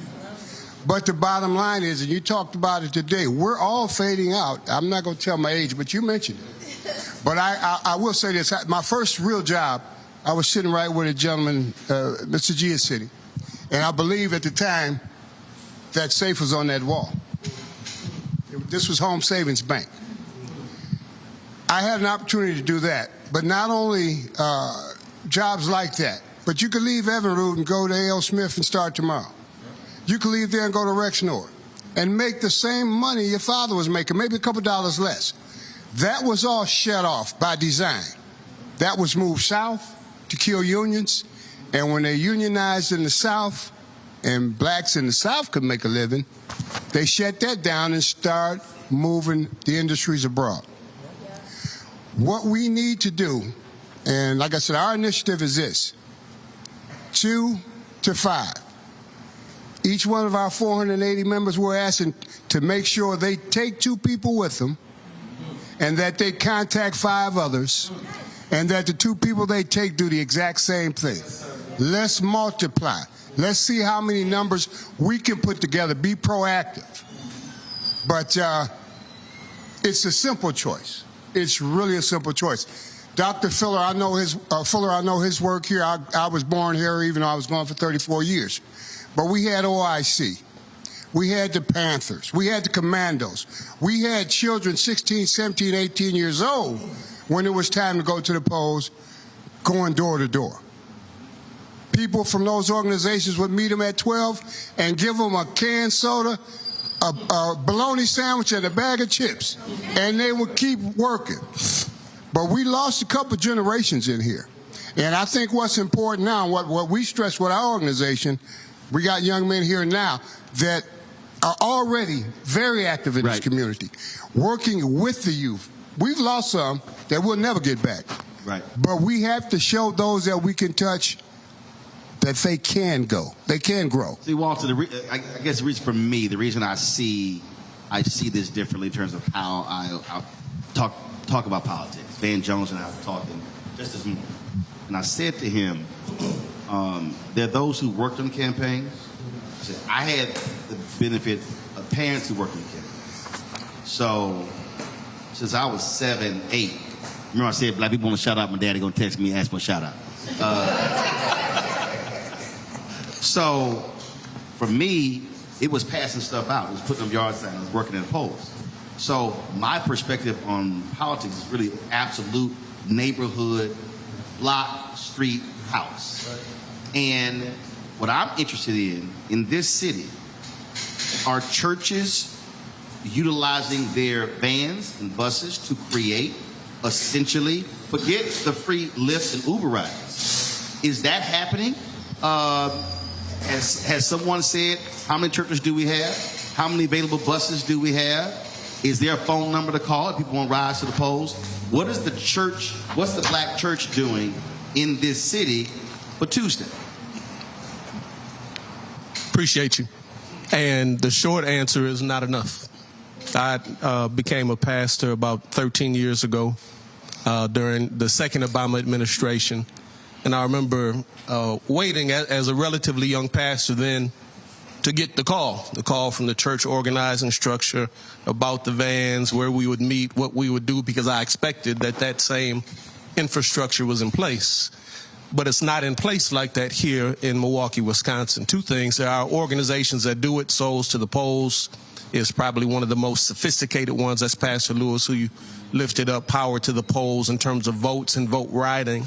But one of the things, if you talk about my man's conversations and your conversation, Milwaukee is a young black city.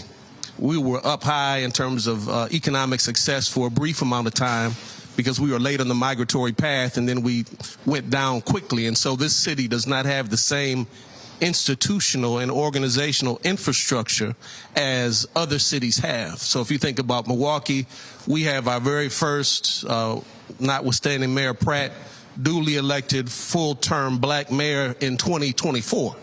But when you talk about Detroit, where I was before I came here in the 60s, you had Coleman Young, you had some of the others, the brothers from Gary, Indiana. We're on like a second generation of black entrepreneur. Other cities are on the third or fourth generation, second or first generation of elected official. And so part of our challenge here is to build more infrastructure. We talk about everybody in here is stretched and doing good work, including the church, beyond our capacity, but we don't necessarily have the institutional infrastructure.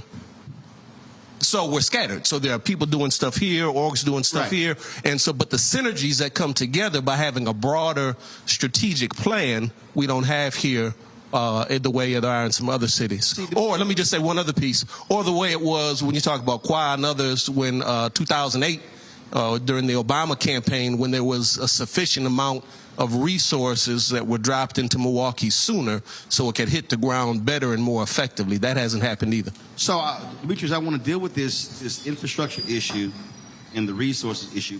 Pass the mic down there to him.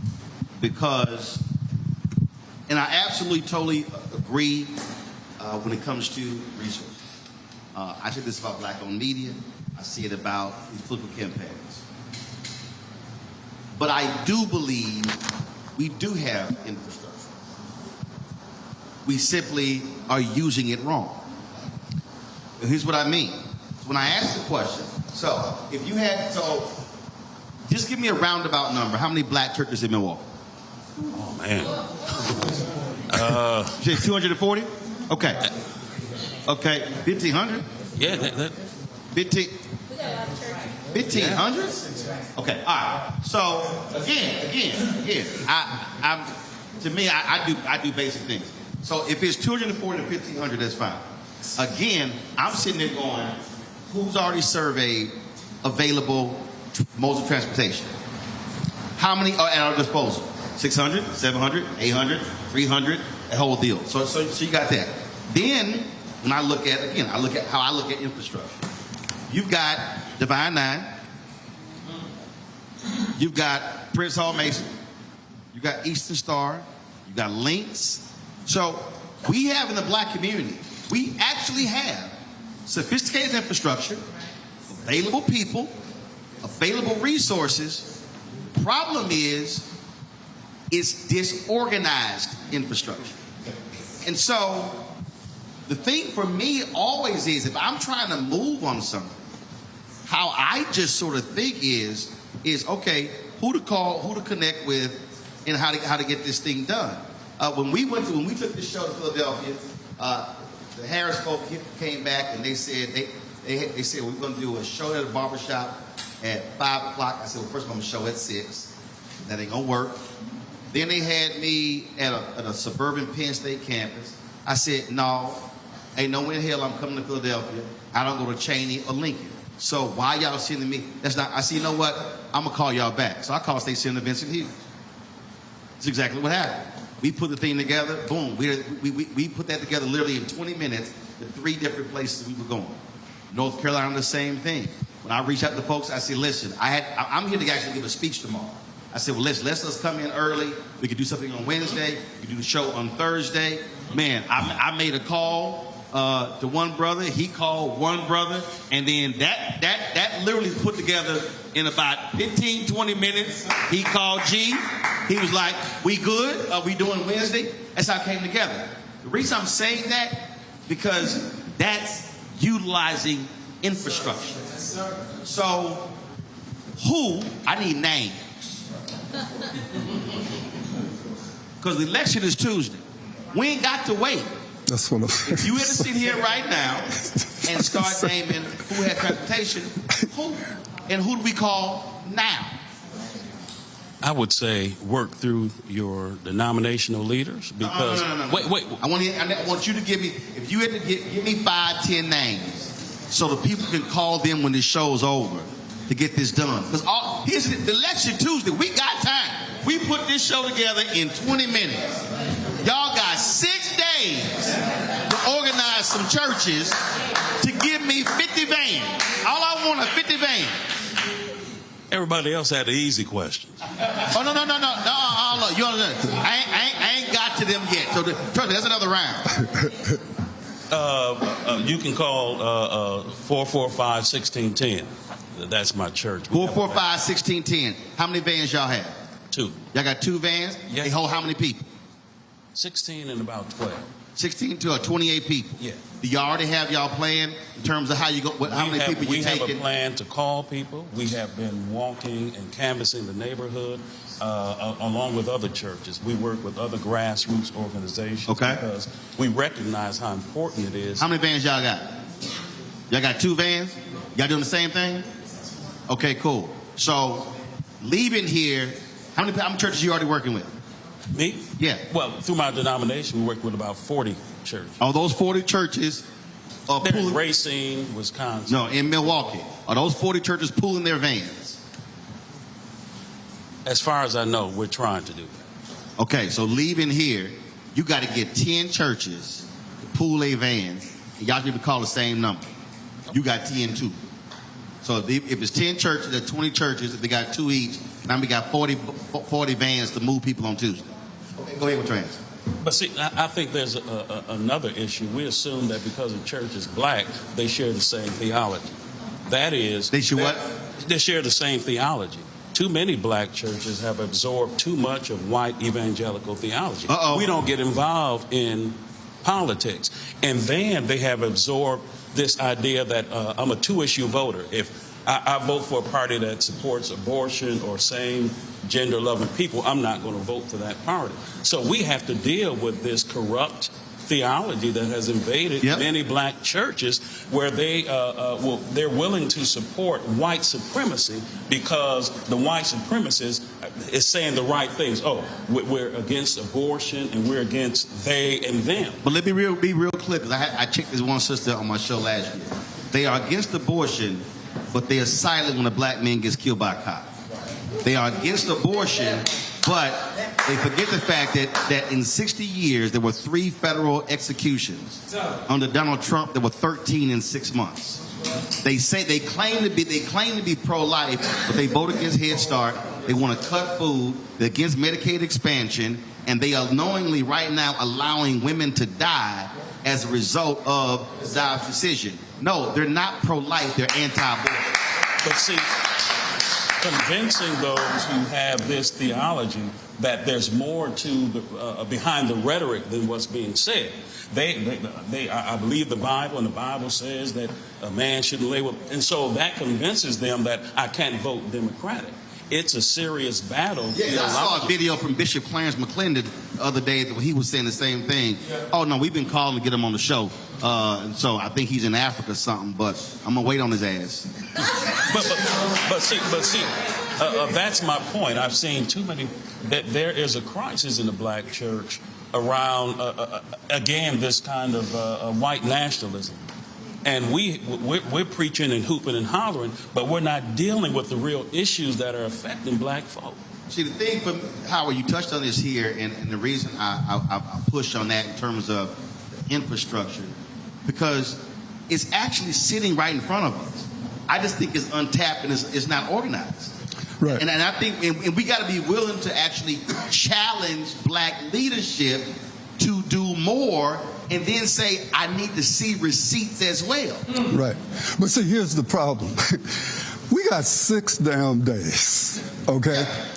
I'm sitting here asking everybody, first of all, I'm assuming that every one of y'all in here has either already voted or you done set up the situation for you to go vote. We're just asking, how many of y'all have already voted? Raise your hand. All right. So how many of y'all have set up the situation to vote on Tuesday? Okay, so then the next thing is, before we go to all the churches, how many of us in here got an 18-year-old who ain't never voted before that is a target to get out to vote? Because right now, honestly, I can't get in no discussions with somebody who's going to take more than 5 minutes of my time to be trying to convince you to do this. I'm trying to drag people out who going to vote for Kamala Harris. And we only got 6 days. And every one of us in here needs to identify a Kamala Harris vote and get that Kamala Harris vote to the polls. Because if I'm taking somebody to the polls who's talking about I'm decided, I'm dropping their ass off at the curb. No, I'm serious, because I ain't got no time. I ain't got no time for that. No, I'm serious. We ain't got no time for that, Roland. Right. You feeling what I'm saying? So this is no longer about the conventional, let's have a discussion. This is about, I need to take your butt to the polls to vote for Kamala Harris. You're not voting for her, keep your ass at home. Because, no, I'm dead serious. That's right. And this is the level we're at. The part of this conversation we could have had 6 months ago, we can have that conversation now. This is all about IDing a Kamala Harris voter and getting that voter to a poll. This is what this is about. And we all got to get serious about it. And I want to tell y'all something. I want to end this. Y'all will love our kids, man, over there at HFCA. When you see what these young people did today, they stood in line. They went to DMV, stood there to get their Wisconsin ID. Wait, you know how it is at the DMV. People, some of the people behind the desk, they ain't the most pleasant people in the world. But I'm just telling our students, don't worry about that. What we need right now is this piece of paper that allows me to take you over to the library or on 60th and Capitol so you can register and vote. I'm saying to each one of us need to think in our Rolodex, our mind. That's right. Who is it that I know will vote for Kamala Harris if I get them to the polls? And we got to get them to the polls to vote. And I know, again, and I'll stop here. I know that there's a lot of things that black people don't do, right? But I want y'all to be proud of the black people with canes. standing in line for an hour to vote. Y'all got to start feeling that, because I think there's something going on up underneath all of these polls, up under all of this, because there's a group of black people out here that's larger than y'all think that's hearing the message. We just got to press that message hard for the next 6 days. You feel me? We can't get down on ourselves. This is the time to get up on ourselves. This is the time to talk about what we're going to do. This is the time to say we owe it to the people who died in the Mississippi Freedom Summer. We owe it to Fannie Lou Hamer. We owe it to them. We owe it to Polly Williams. We owe it to Vel Phillips. We owe it to all these people. And more important, we owe it to ourselves to vote at this moment in history. And we can do this. We can do this. Lloyd, when you were talking about the 480, then you said 2. I was doing the math. That's literally 5% of Biden's margin of victory in 2020. Just your group. If those 480 grab 2, let's just say they go to 1,000, his margin was 20,000. Right. And see, and so people always say, man, you gotta stop. My wife was like, you gotta stop saying it's simple. But actually, it is simple. I think we complicate this because we want to try to reach 1,000. No. That's how I was saying. I just need you to touch 1, 2, 3, 4, 5. Exactly. If you do what you do, other folks do what they do, all of a sudden, that's your margin of victory. I just took 10 people to the polls who voted who weren't 18 the last time. I'm telling y'all, a lot of Trump, look, man, a lot of Trump voters died. You hear what I'm saying? Between 2020, no, I'm serious, and now. There's a whole new group of young people who were not eligible to vote 4 years ago that are now eligible, and they are persuadable Kamala Harris voters. You feeling what I'm saying?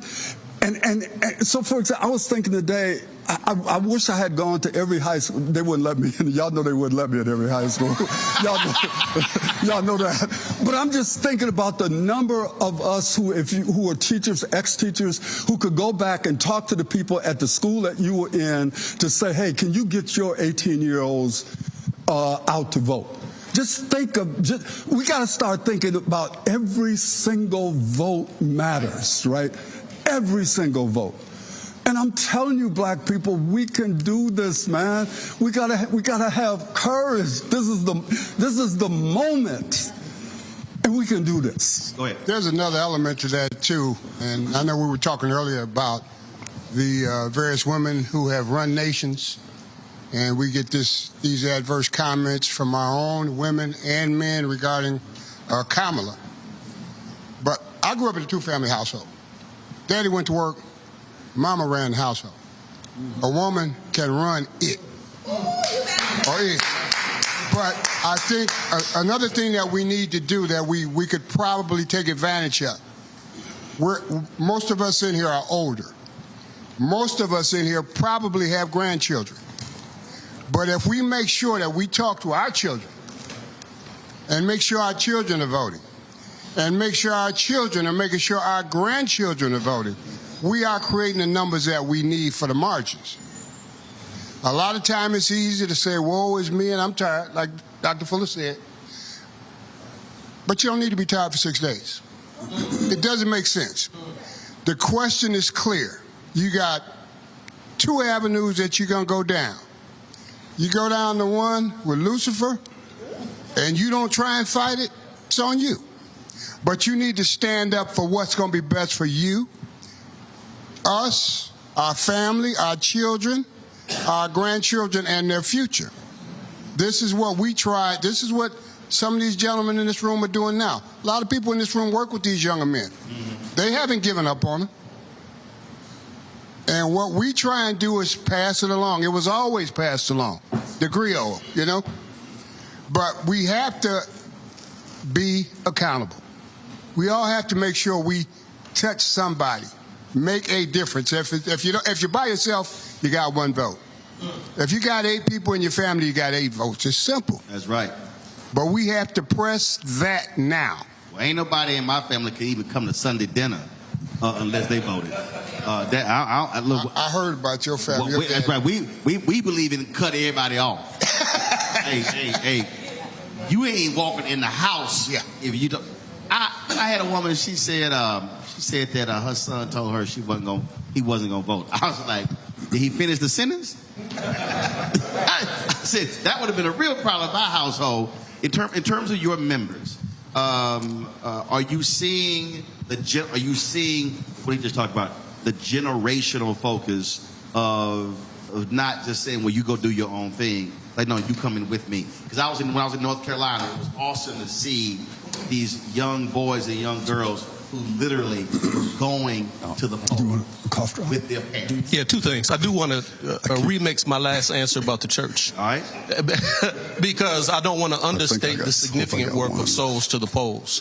And that's really what I wanted to say. So I was thinking about the churches and our vans, and we may not organize our vans as well as we should. But souls to the polls, the leadership of Pastor Greg Lewis. Now, is that only early voting, or is that going to continue? No, it's throughout. They do it all. As a matter of fact, 414-742-1060 is for riots to the polls. Hold on, repeat that. Hold on. 414 for riots to the polls. Early voting and on Tuesday. And on Tuesday, 414-742-1060 for riots to the polls. All right. It's been early voting. It's been campaigns. We've had buses going from churches to the early voting site. So I just want to remix that answer. And then at Progressive, where I pastor, we have a voter engagement team. We've had one for years. It's 10 people. We engage across all the generations. So we're talking about voting every Sunday. We've had voter registration inside the church, voter education, taking people to the polls. So we try to be a 100% voting congregation at Progressive. The folks are real serious there about getting the vote out. That's not an issue for us at all. Same question. Are you seeing that generational connection in your church? Like most churches, my membership, the median age is probably 50. It's older. So you do have the commitment to vote. We don't have, unfortunately, but it's common, a lot of young people. But even those who are there, we make sure that voting is a top priority, not just in a national vote, but even in the regular local elections. Well, I think that the point that Howard made and all of you have made is that we have to understand it's 6 days. The next 6 days will determine the next 4 years. Exactly. And we're talking about literally billions of dollars. We're talking about public policy. We're talking about every facet of our lives. Health, mental, physical, entrepreneurship. You name it, that's what we're talking about. And so this whole idea, I love all these people who keep saying, oh, I need government out of my life. I keep telling people that doesn't even exist. Government is in every facet of our lives, whether we want it or not. You might as well accept that reality and say, I got to be a part of this whole thing. And I cannot overstate to the folks who are not here, who are watching. You may know folk who are in Milwaukee, know folks who are in Wisconsin. This is one of the 7 states that are going to decide this. Okay? We already know how Electoral College works. It will be decided by North Carolina, Georgia, Pennsylvania, Michigan, Wisconsin, Arizona, Nevada. And there's nothing worse for me than folks saying on November 6th, man, I should have done this, when you could have done all of that leading up to the election. And so this is the moment, the opportunity for every single one of us, and I'm going to keep saying it as long as I have breath in my body. Black people, if we vote our numbers, we will win. It's not even a debate, but we have to vote our numbers. And so as Howard said, talk to them, grab them. Don't spend you know what? Y'all can ignore any Housewives show, any reality show. I know y'all want to talk about the games. First of all, the NBA just started. The college football playoff ain't until December. So you can put all that. The NFL playoffs won't start until December. You can put all that on the back burner. We should have a laser-like focus on this election because, again, today's decision in Virginia Supreme Court allowed Virginia, they completely ignored the law and allowed them to resume purging folk from the rolls. They say they're purging non-citizens, but the 6 conservatives allowed them to do so, and there are actual citizens who they actually purged. That's real. This is that right-wing Supreme Court. The president appoints Supreme Court justices. The Senate confirms or rejects them. Whoever controls the White House and the Senate literally controls the federal bench for lifetime appointments. That means, and I keep saying this here, Trump appointed a 35-year-old white woman to the federal bench. If that white woman served as long as Ruth Bader Ginsburg did, that woman, her position will not become available until 2065. That's one federal judge. And so we got to understand, these decisions will impact after a lot of us are gone. That's why what happens in this election is critically important. So let me thank our panel here, all of our other panelists. Let me thank our host. Gee, I appreciate it. Thank you. So y'all give it up for him as well. It's an absolutely great facility, and I appreciate it. Tomorrow, we're going to be, hold that 1 second. Camera's still right here, y'all. We still live. We're going to be, of course, broadcasting tomorrow. They changed. Have they given a new location for tomorrow? They given a new location for this church. This church is supposed to be a faith rally tomorrow, so they have not. The new location. All right, so y'all can check my social media, and then I'll actually post the new location of tomorrow's faith rally. I'll be broadcasting live from there tomorrow here in Milwaukee. And so again, I appreciate. Say it again. Hi, what? Hi, Pamela. 32nd in Hampton. Yes. All right, y'all. We'll see y'all there tomorrow, 5 to 7:30 local time, and we'll be again broadcasting Roland Martin Unfiltered then tomorrow as well. Don't forget, support the work that we do, folks. We don't have millionaires and billionaires sending us checks. These advertising agencies, they love running ads on Fox, but they somehow can't figure out how to run it on this show. So your dollars are critically important. Send your check and money orders to P.O. Box 57196, Washington, D.C., 20037-0196. Our PayPal is R. Martin Unfiltered. Venmo is RM Unfiltered. And Zelle, Roland at RolandSMartin.com, Roland at RolandMartinUnfiltered.com. Download the Black Star Network app, Apple phone, Android phone, Apple TV, Android TV, Roku, Amazon Fire TV, Xbox One, Samsung Smart TV. And get a copy of my book. All the proceeds for the book go right to the show. My book, White Fear, How the Browning of America is Making White Folks Lose Their Minds, as we see right now. Bookstores nationwide in the audio version. That's me reading it on Audible. Folks, that's it. I will see y'all tomorrow from Milwaukee. Holla!